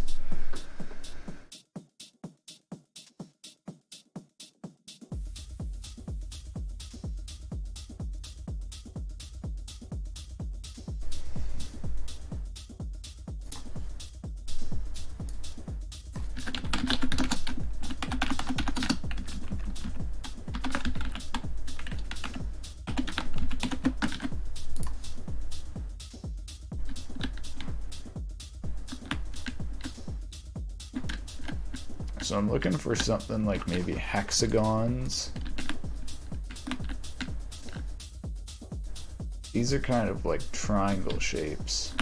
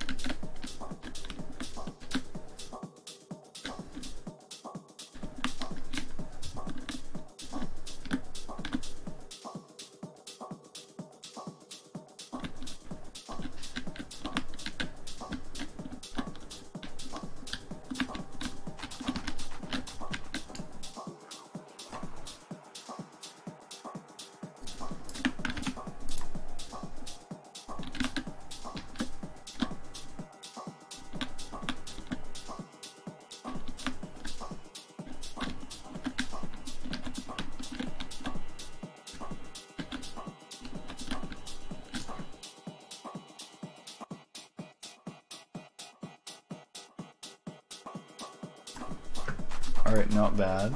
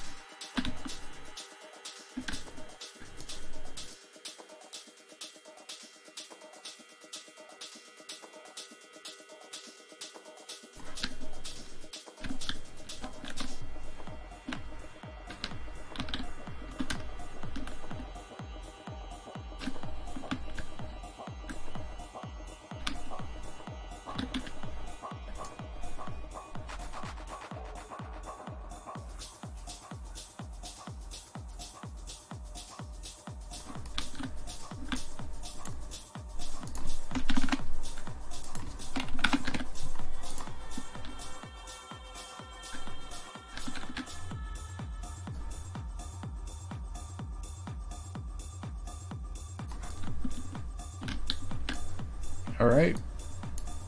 I think it's working.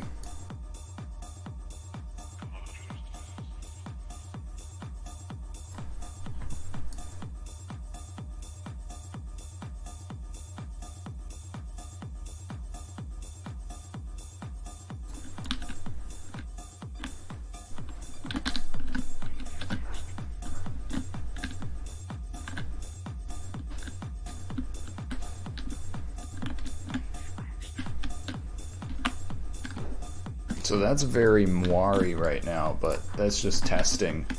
So I like this because you can get sort of two different styles. I'm still wondering, since it's just a simple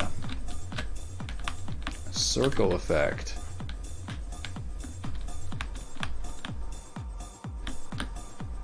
I'm wondering of just biting the bullet and just dealing with the negative.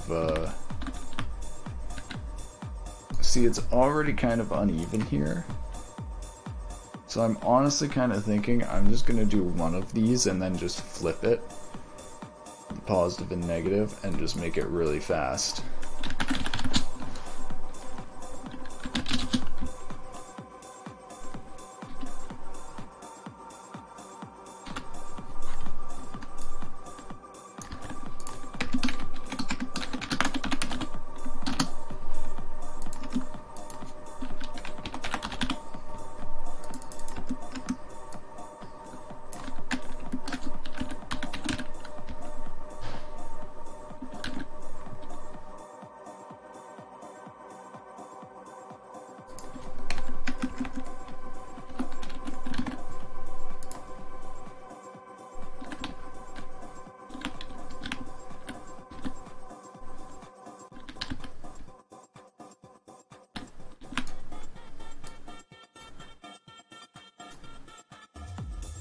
Yeah, no. So that's the issue, as you can see when I reuse these components, there's now correlation between the two axes. It doesn't blur evenly in each direction.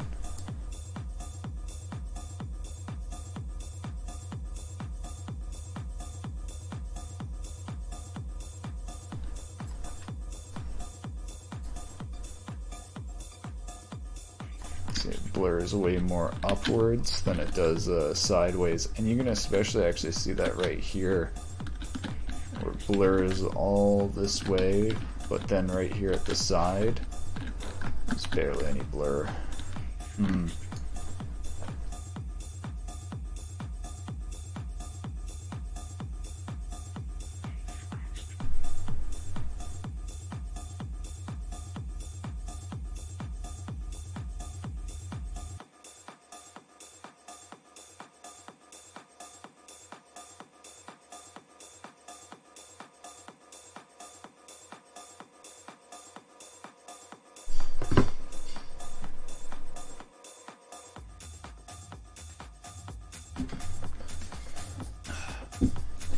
Alright, so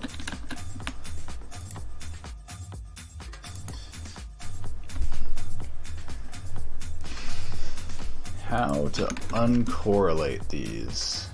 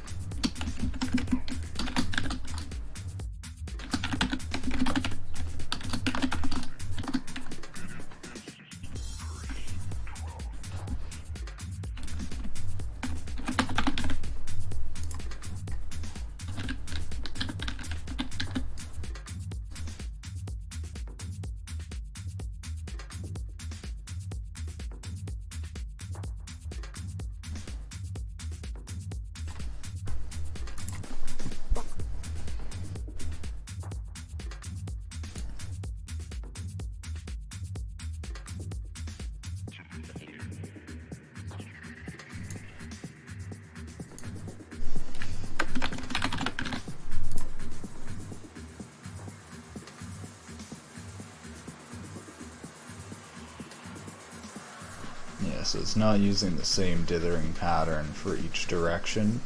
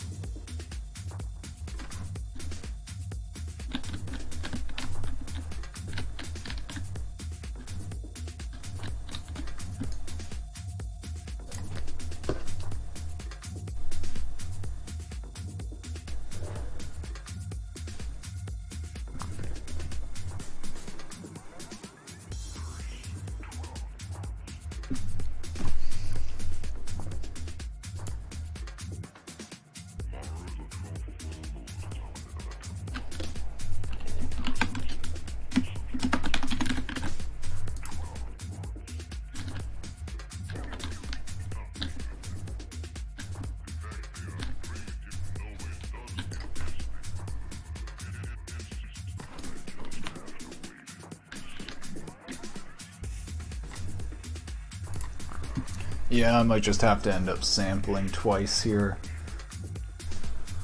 I think that's the only way to have it offset.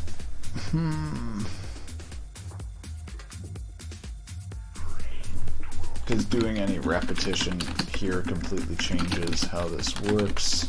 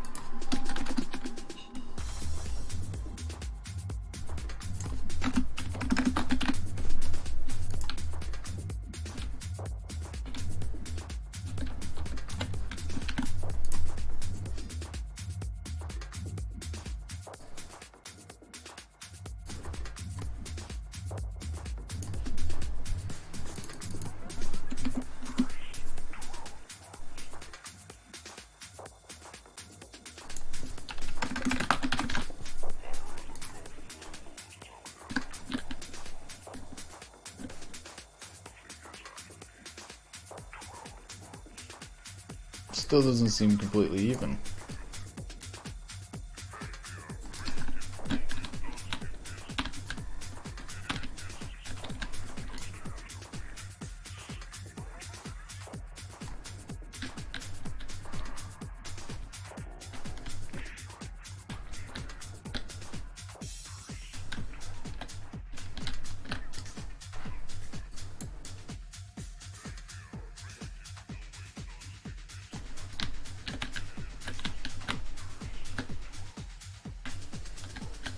Maybe it is.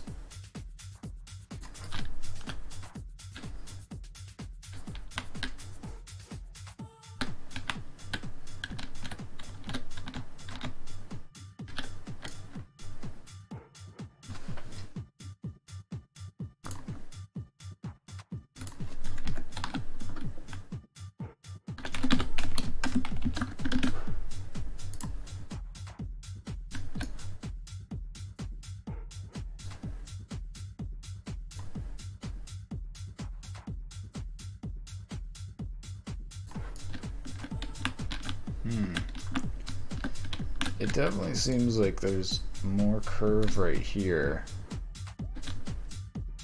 You know what, I should make this really high frequency to check.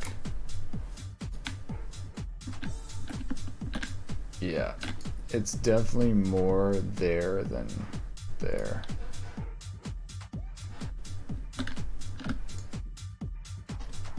Let me make the light. Oh my god, I just realized there's a bunch of shadow cameras here that aren't cleared. What? So, this is actually a bug in Unity, I swear to god. I'm checking if I can destroy the shadow camera and destroying it, but it just keeps creating them. Like, I actually think Unity has some serious bugs in it now, which is just so concerning. Like, look at this shit. Clicking on a built-in Unity asset triggers an exception in my code, and there's literally nothing I can do about it because they're calling dispose in the editor without telling me. Like, this is actually fucked. Like, it's calling dispose where I'm supposed to, like, I should actually look this up because I assumed that dispose is where you're supposed to delete game objects and free stuff, but maybe it's not. Anyways, it seems ridiculous to me that they give you a dispose callback and then you can't run game object destroy in it. So it's like, how do you destroy your objects? There's some stuff in Unity now that is just so badly designed, it's a joke that it came from an AAA company.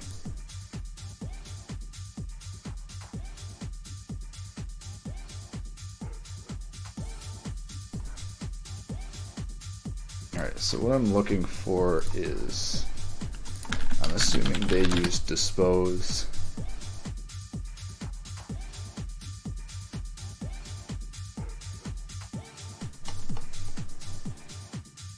I don't think they delete game objects here.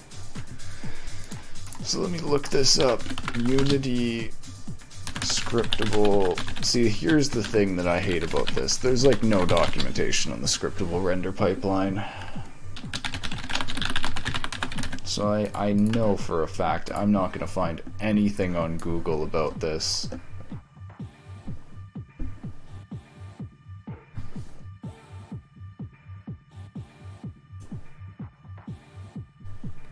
So the only thing I can think of right now is literally searching the screen for the title Cartoon Shadow Camera and deleting that. But that's such a hacky solution.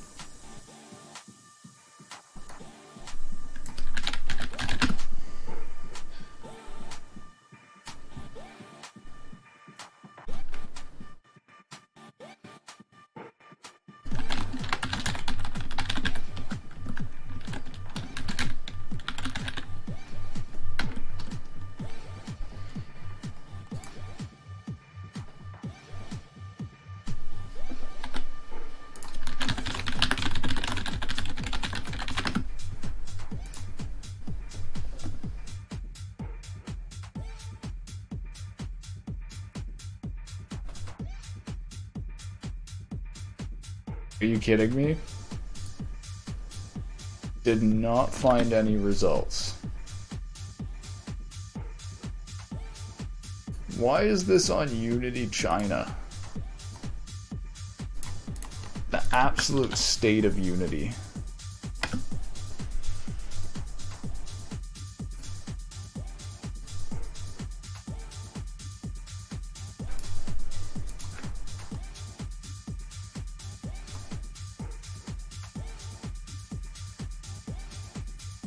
This isn't gonna have any documentation.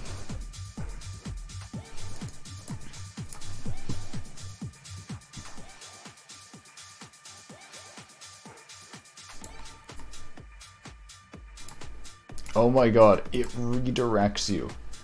For more information, see SRP documentation. This literally doesn't have the documentation. Oh my god. Unity literally isn't documented in 2021. 2021? Who gives a shit about documentation, right? What the fuck? Where is the documentation here?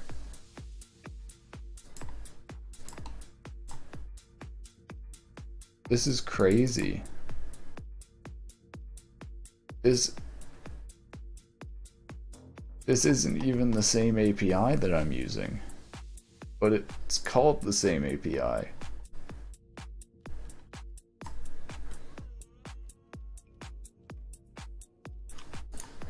Yep, and this does not tell me anything. SRP core package documentation seems like what I'm looking for, but then there's literally no documentation here. Holy shit.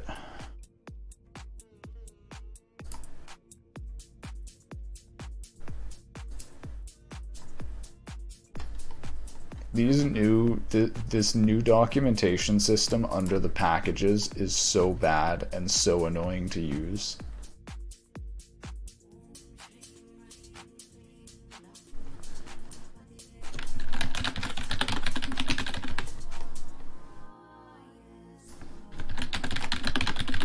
Where is my scriptable render pipeline?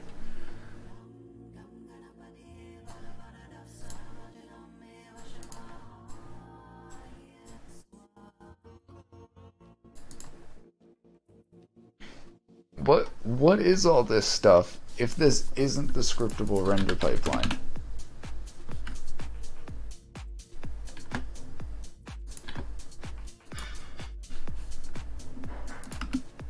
Did they remove scriptable render pipeline from the engine? I think their documentation is just really bad.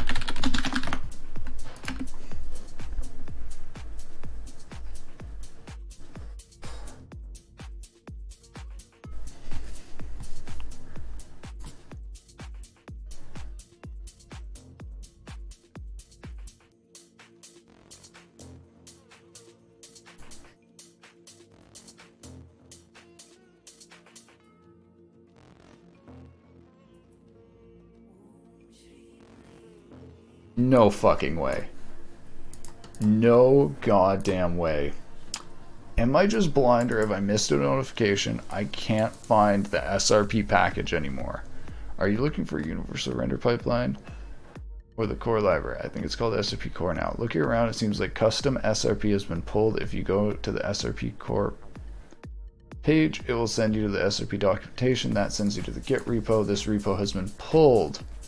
All info on custom SRP is no longer valid. Are you fucking kidding me?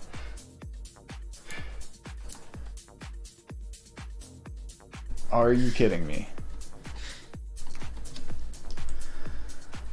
We will be taking the scriptable render pipeline repository offline. Are you working on a fork? Do you have a private fork of SRP you're using? You will need to migrate to the new repository. Oh, like, what the fuck?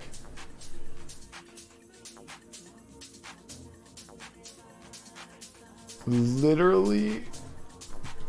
Dude, Unity's fucking dead.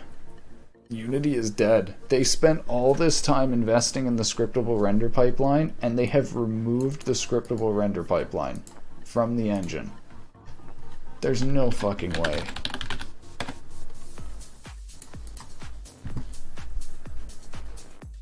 There's no way. They actually removed it.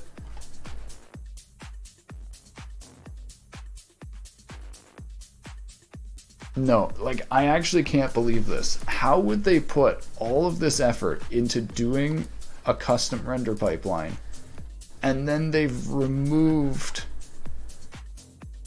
There's no way. Like, Unity, this would be a, like, absolutely dumb management decision for them to remove this. Why?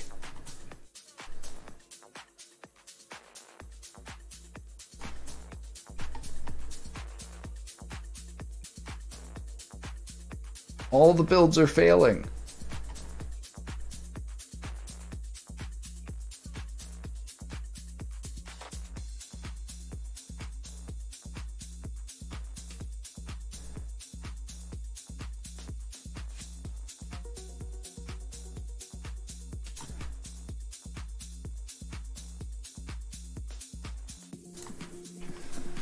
So, like, is scriptable render pipeline built into here?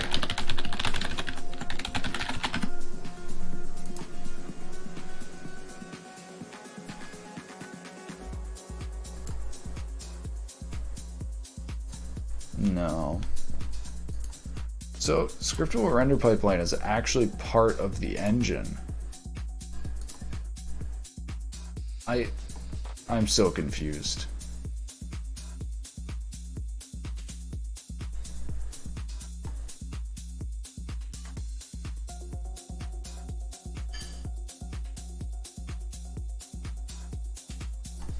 Did they actually remove it? Like, where is it?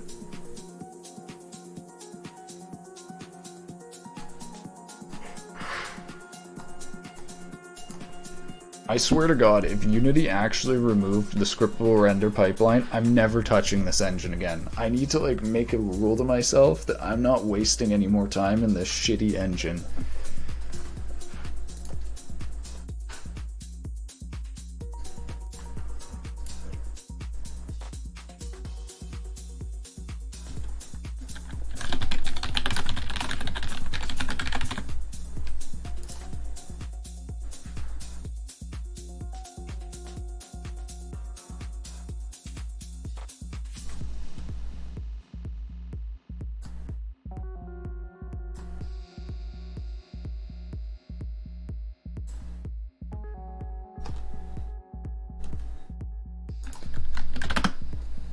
No way.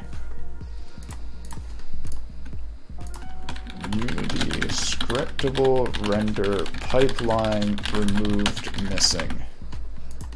I actually can't believe this. Like,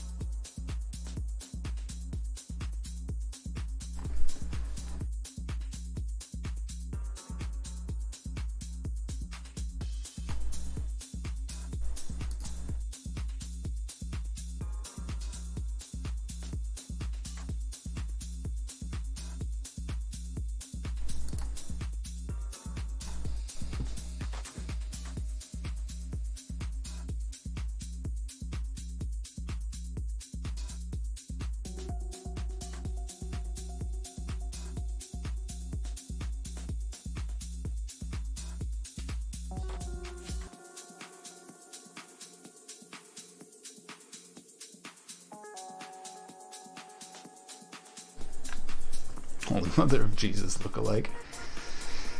My neighbor said my beard has nothing on his. This is nuts to me. Like, I actually don't believe this.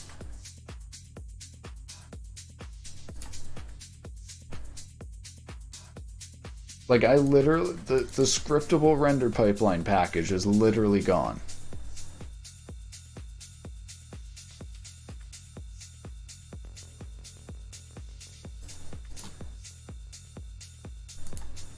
Like, they say it has moved.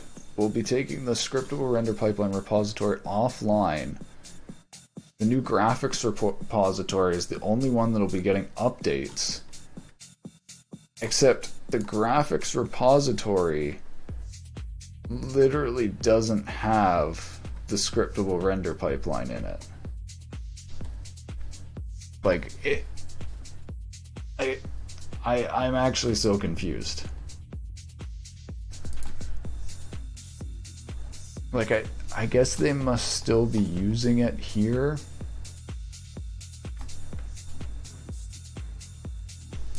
Render pipeline.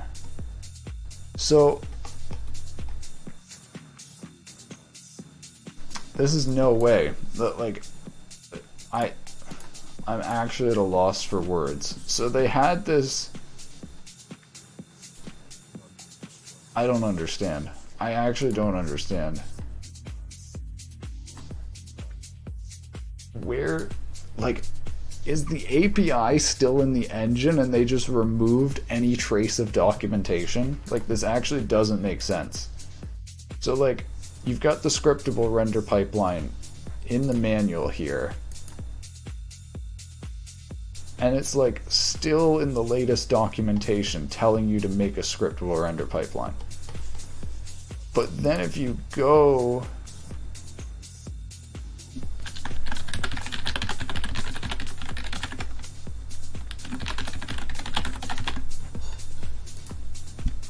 I guess they just integrated. I wonder if the Unity devs just don't know what they were doing. So, like,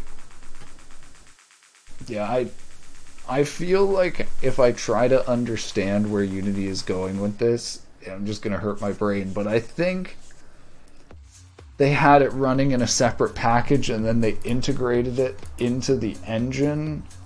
I literally don't understand Unity anymore.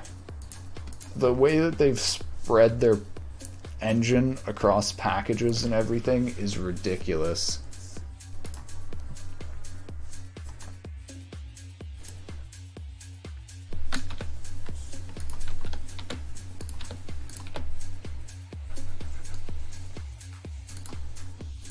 Oh my god.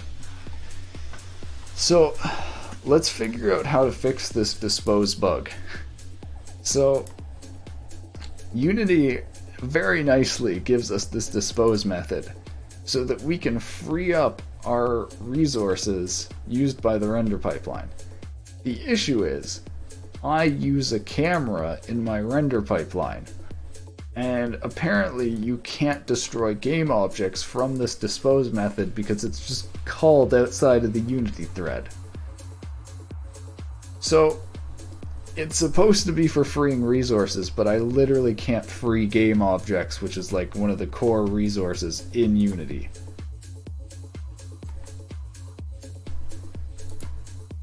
I actually don't know what the fuck the devs of Unity are thinking sometimes when they design some of this shit. Like, it's so unintuitively bad.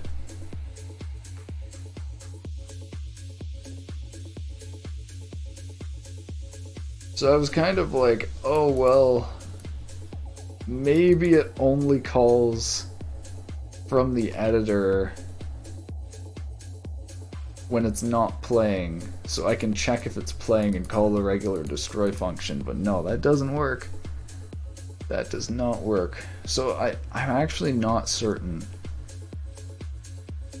How would I destroy this?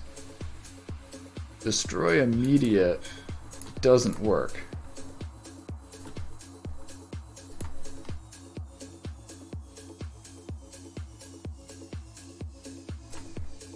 Huh.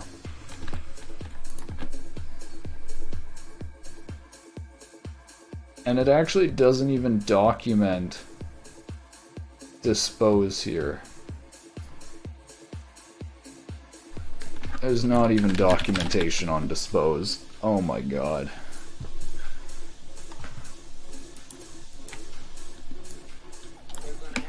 Render pipeline, destroy game object.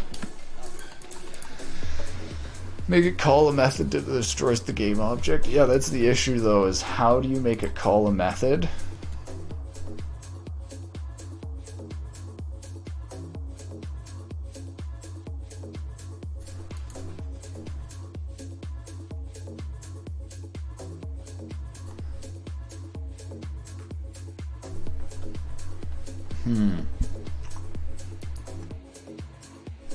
Okay, I actually have an idea for this.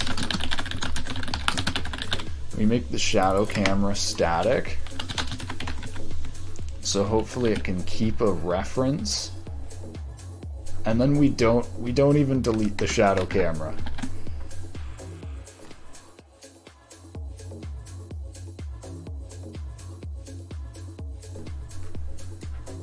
So we never delete the shadow camera, and the static reference should keep a reference to it. That's the solution. You never free the shadow camera. Let's see if we can trigger these errors though.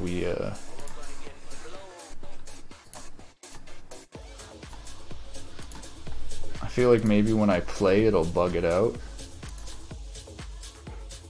Oh yeah, there's 2 shadow cameras. Oh my god, I actually fucking hate Unity, dude. Like, there's no way that the devs didn't run into this if they actually tested the engine themselves. It's honestly like an engine that game developers don't use. It's like a company design a game engine to sell to people, and it's not actually about providing a good engine or product for producing games.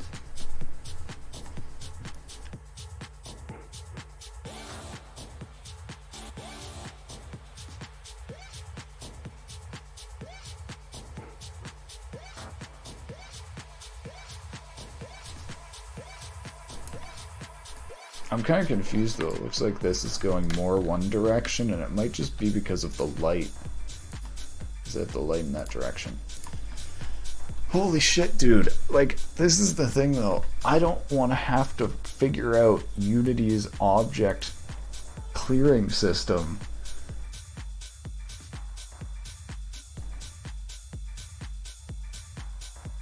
My fucking god.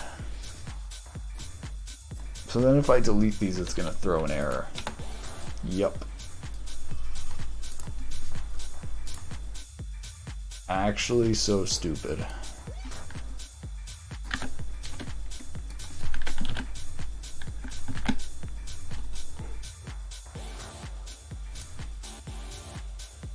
I guess in the, like, this is the, like, it's actually such a stupid thing, because it basically, the only way I can do this now is to do GameObject.find to find it based off of the name and figure out if it already exists. But then it's like I'm basically occupying a name in the engine, and if someone accidentally changes this, it basically breaks the whole thing. Like, it's such a stupid and bad way of doing things that Unity is forcing you into just because their developers didn't try using the engine themselves. And if they did use the engine themselves, how the hell did you not realize that you can't free game objects in Dispose? And how the hell are you supposed to free game objects in Dispose then? Actually dumb as, like, so, like, oh my god. Destroy game object in Dispose.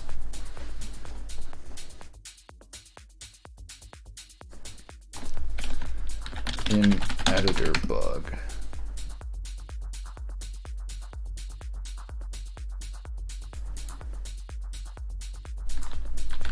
Custom render pipeline, dispose of game object.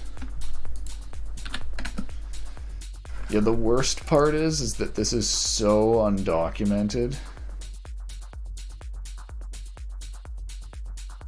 There's like no documentation on people making their own custom render pipelines. This cat-like coding tutorial has incorrect info in it. I think maybe because it's from 2019, but it literally tells you to do something that doesn't work. Your project won't render if you exactly follow the tutorial. I don't even think that's their fault. I think it's Unity's fault for changing things between the package versions. This engine is such a disaster. It's actually gone backwards in terms of quality. Like, holy shit. Good old find object of type. That's the thing though, I can't use find object of type because it's not just a camera.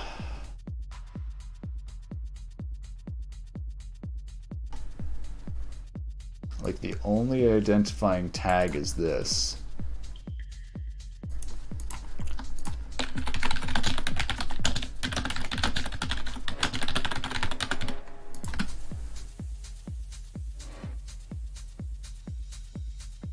Adding / removing objects in editor mode.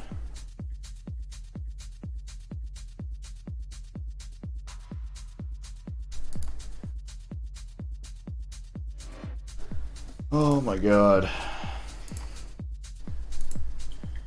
Like, this is the crazy thing too, is you should just be able to just destroy the objects.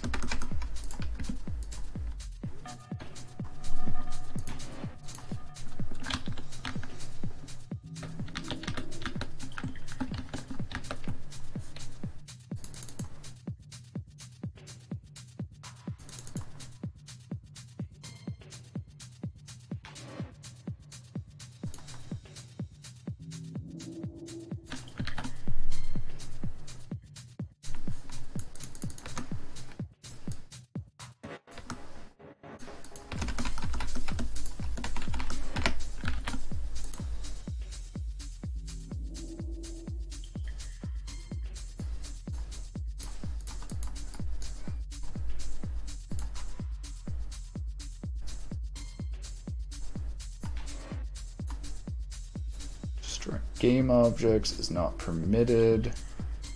Very interesting. So then how am I supposed to destroy the game objects, Unity? How am I supposed to destroy the game objects then? You must use destroy instead.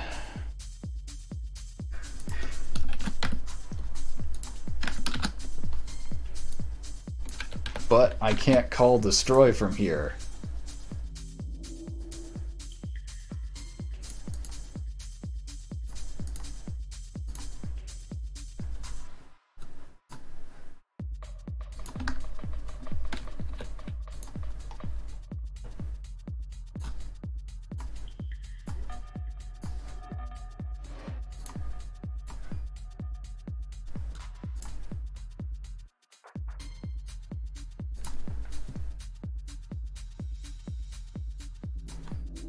Destroy may not be called in edit mode. Use destroy immediate instead. Oh my god. The engine is actually broken. This is actually what a broken engine looks like. It tells you to use destroy when you use destroy immediate, and then when you use destroy, it tells you to use destroy immediate. Holy shit. It's actually broken. Like, there's no way this is how they intended the engine to work.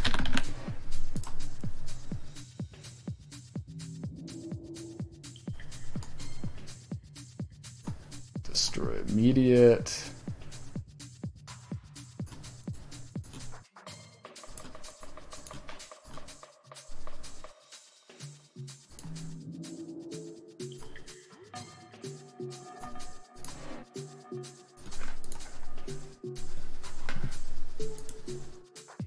And then look at all the shadow cameras that aren't being destroyed. What a shit engine, man.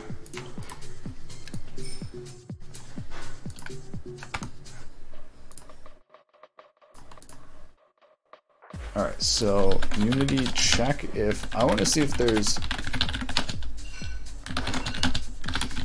a direct way of checking if destroy immediate can be called.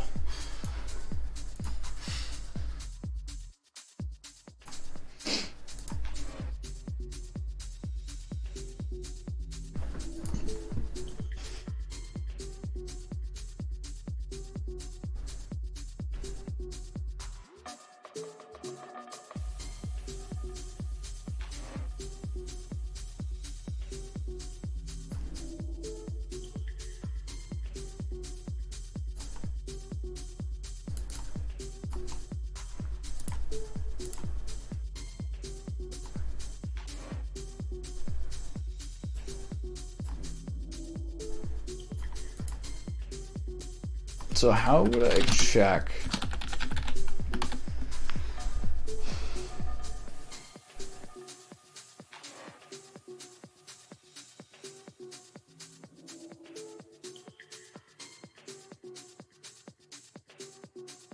Like, I actually don't think there's a way to do this.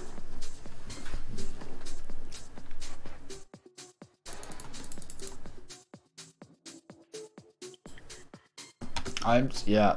Like, I actually can't think of a way to do this, because if it's bugged in that sometimes it literally just calls this function and doesn't free it, there's nothing you can do.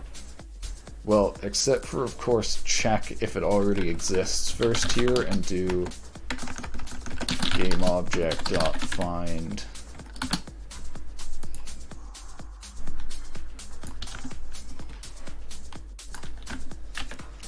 And I think I'll probably do a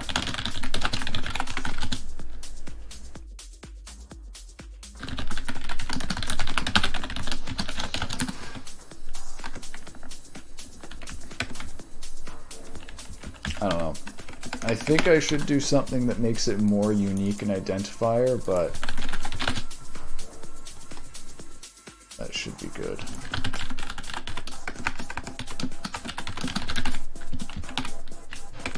Yep, I'm just using GameObject.find.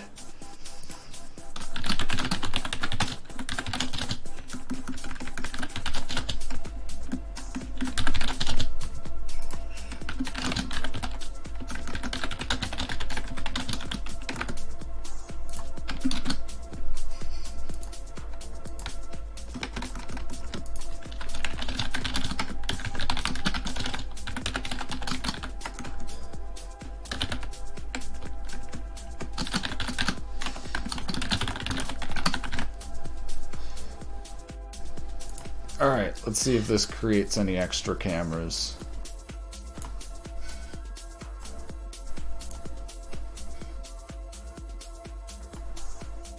Oh my god, it still created 2 cameras. What the fuck is this, dude? Does GameObject.find only find active objects? Is that it? I'm fucked then. Like, I don't know if I can't find inactive objects, there's actually no way to do that, what I'm trying to do. Oh my god, is there no way to get a reference to inactive game object? Easy, but you need to know the parent object. Are you kidding me?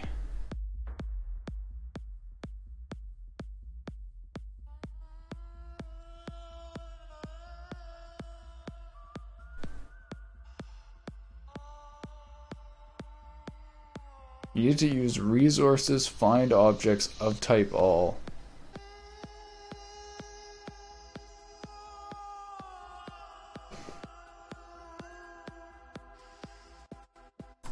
Unity is actually a joke.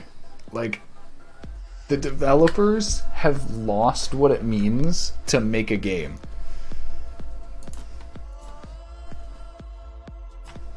Oh my fucking god.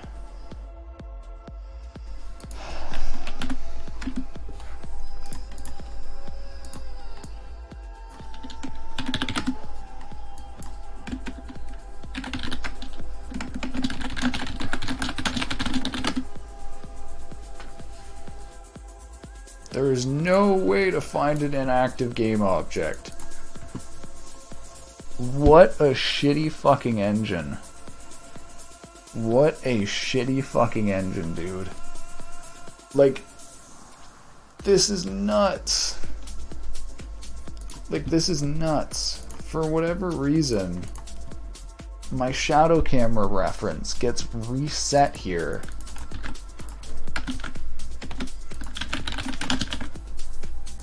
So that it gets reset to null, even when there's actually a shadow camera here.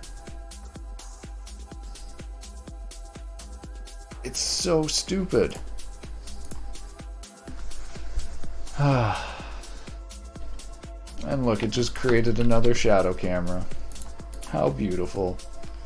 The shadow camera is having babies. And look, it created another shadow camera. Because it can't keep track of static references because of whatever the hell Unity's doing with C# in the editor. Oh my god. This engine is actually becoming such a piece of shit.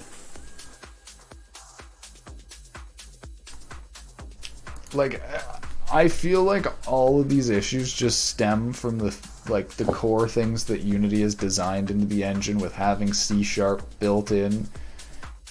Like, for whatever reason, when I press play, it resets all these static variables because presumably it's loading in like a new C# assembly or app domain or something.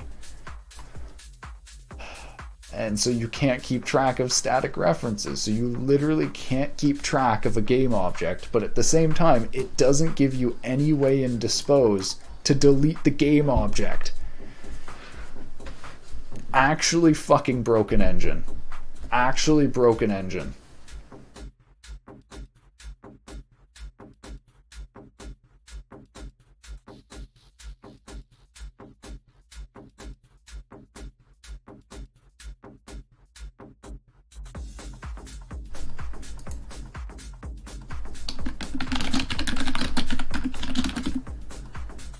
So I'm starting to think, I actually think I'm just gonna need to settle for somewhat broken. Like, there's no way to do this 100% where it works.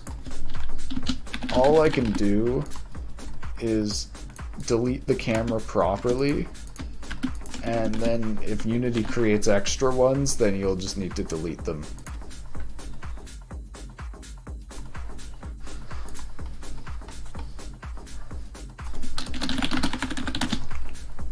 So then, if playing, then we'll do destroy. Otherwise, we'll do destroy immediate.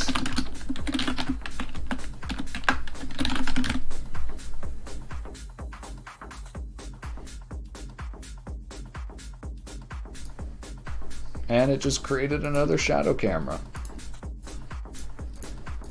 So let's see, does it create an extra one when we do play? Oh my god, it creates another one. I actually don't understand. It is calling destroy here. Destroying shadow camera.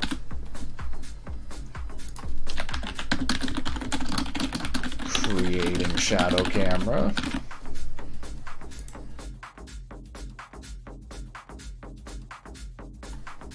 Alright, it created a shadow camera without destroying a shadow camera.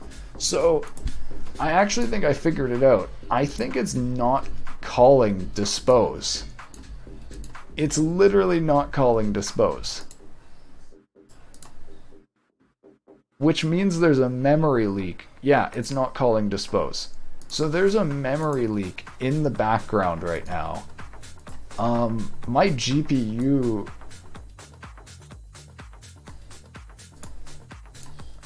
How is it only using 367 megabytes for 20 instances of stuff?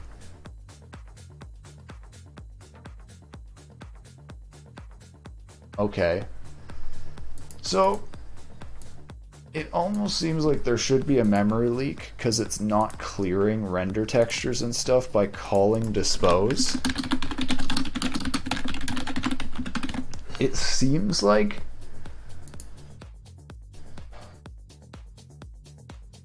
creating shadow camera. Yeah, it's not calling dispose. Oh wait, there we go. It called dispose. We have like 8 shadow cameras created though. I hate Unity. I actually think I need to stop using Unity. I need to stop using Unity. Create shadow camera, create shadow camera, create shadow camera, dispose, create shadow camera. It literally initializes for like 3 times for every time it disposes. Oh my god. And now it disposed and it created shadow camera.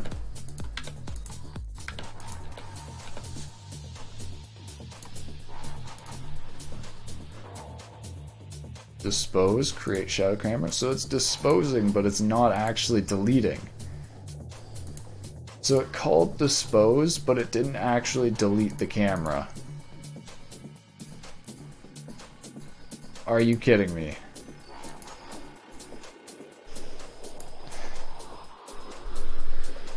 Have you tried turning it off and on again? Windows and adding the values wouldn't reflect any changes until I restarted the entire program. Yeah, I kind of get that. I don't think it's that though, because it is loading in my changes here and it is outputting to the console.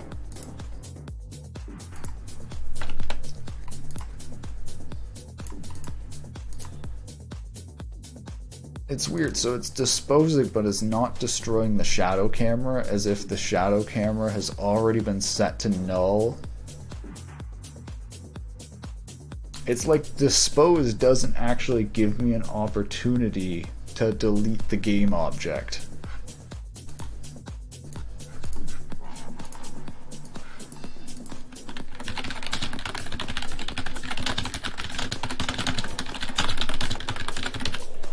I wonder if, like, I just shouldn't delete game object. Like, the fact that nowhere in their universal render pipeline do they do any destroying, I think that you're just not supposed to do that. They just expect you to never destroy game objects, which isn't realistic, but Unity's done a lot of really stupid design decisions. So I'm actually thinking that my only solution is going to be not deleting the camera,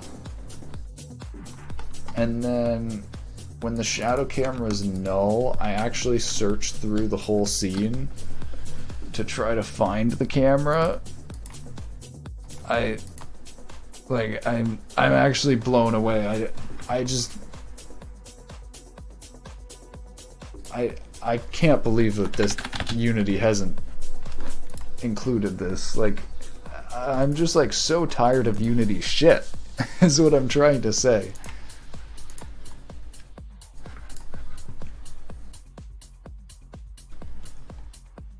Find object parent. Is there like a parent scene transform?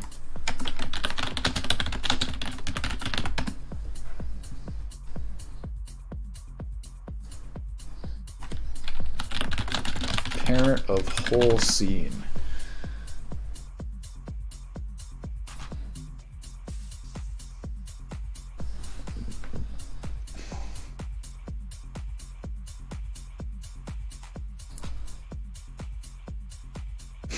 Search through the whole scene, performance go burr.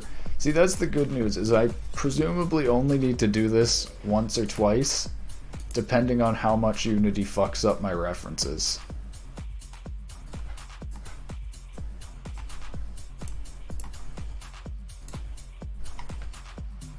So yeah, I think I need to do resources dot find all objects of type camera.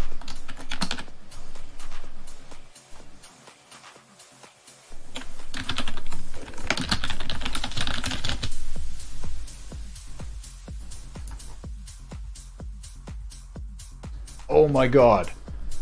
Oh my god. Does this include inactive cameras? I actually have a list of all cameras here.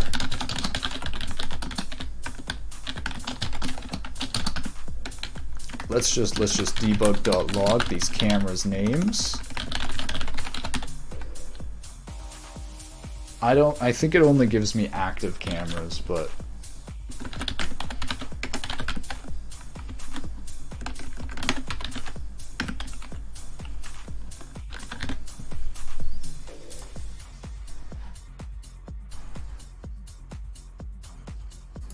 no, just scene camera shit. Okay.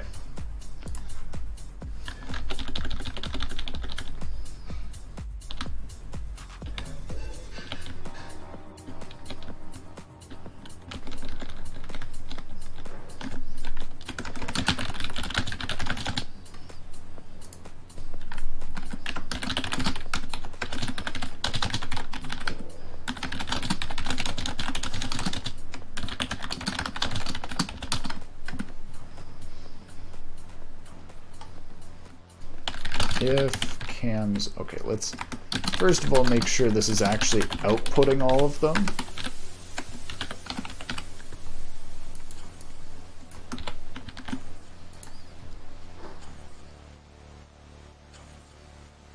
Yep, okay, cartoon shadow camera.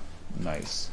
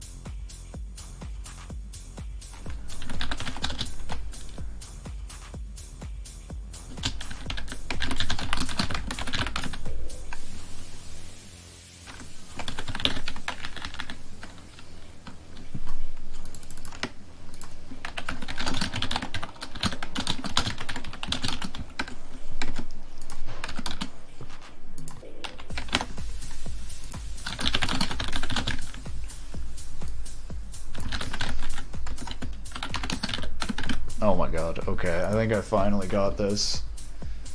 I just want to think delete. Do I not have debug.log? Guess I don't.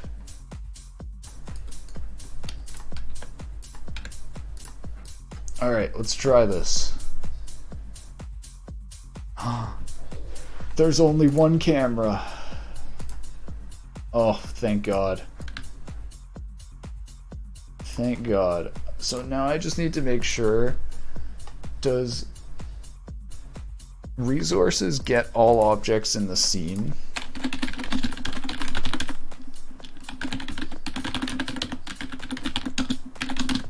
Or is it in prefabs? Because if it's in prefabs and stuff, that's kind of fucked up.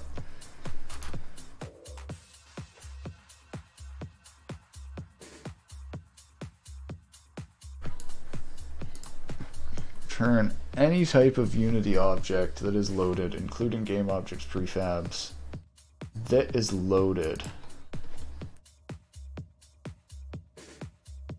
I feel like this might be dangerous, but at the same time, this is the only way I can seem to keep track of this.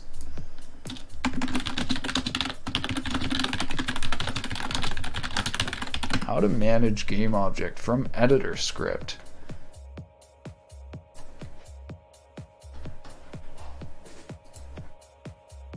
Bunch of other people having issues managing game objects from editor scripts.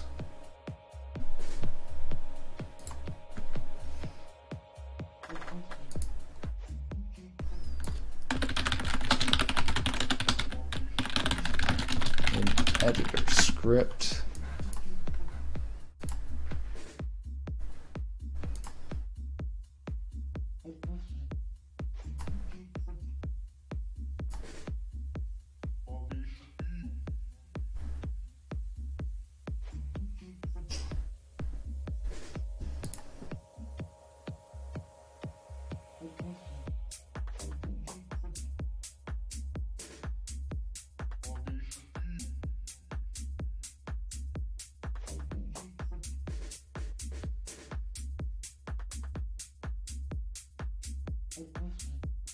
This is how execute and edit mode works. Yeah, that's what I thought. My issue is this is just a way they seem to have designed the engine to work, even though it's so unintuitive and annoying.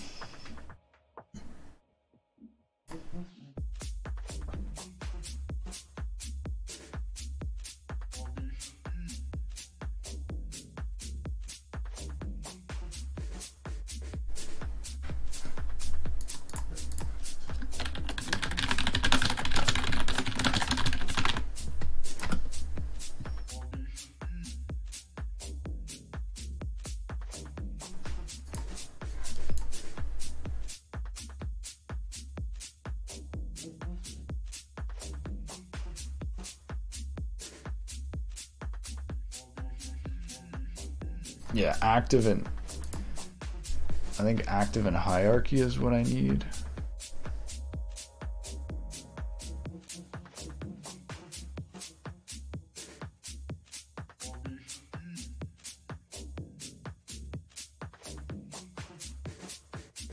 Maybe get root game objects is actually what I'm looking for. I feel like does not handle disabled game objects.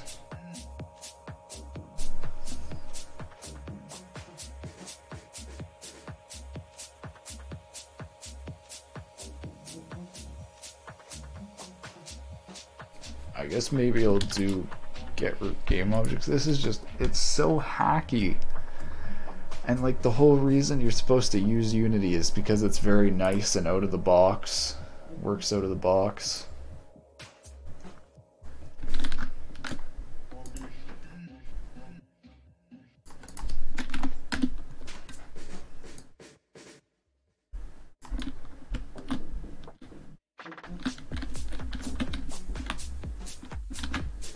Alright, I'm probably gonna go take a break. I'll be back in an hour or so. I'm gonna have some lunch, and then we'll hopefully make these shadows unbiased and finish up this custom render pipeline. I gotta be honest, like, Unity was very good when I used it like 10 years ago, and now that I use it, it doesn't work with half the things I do, and it just throws a bunch of errors in the console that aren't intuitive at all and doesn't lead you at all to solve the errors. It's honestly such a worse experience. It's so depressing because like this is considered one of the best game engines. So like if this is one of the best, then how bad are the other ones? Like that's the other thing. I almost feel like it's a popularity thing where Unity actually isn't that good. It's just popular. So, we'll see. Anyways, thank you for watching. I hope you enjoyed watching me struggle with the Unity APIs. I'll be back again in an hour or so. Bye-bye. 2017 Unity better. I like 2012 Unity better, like Unity 5.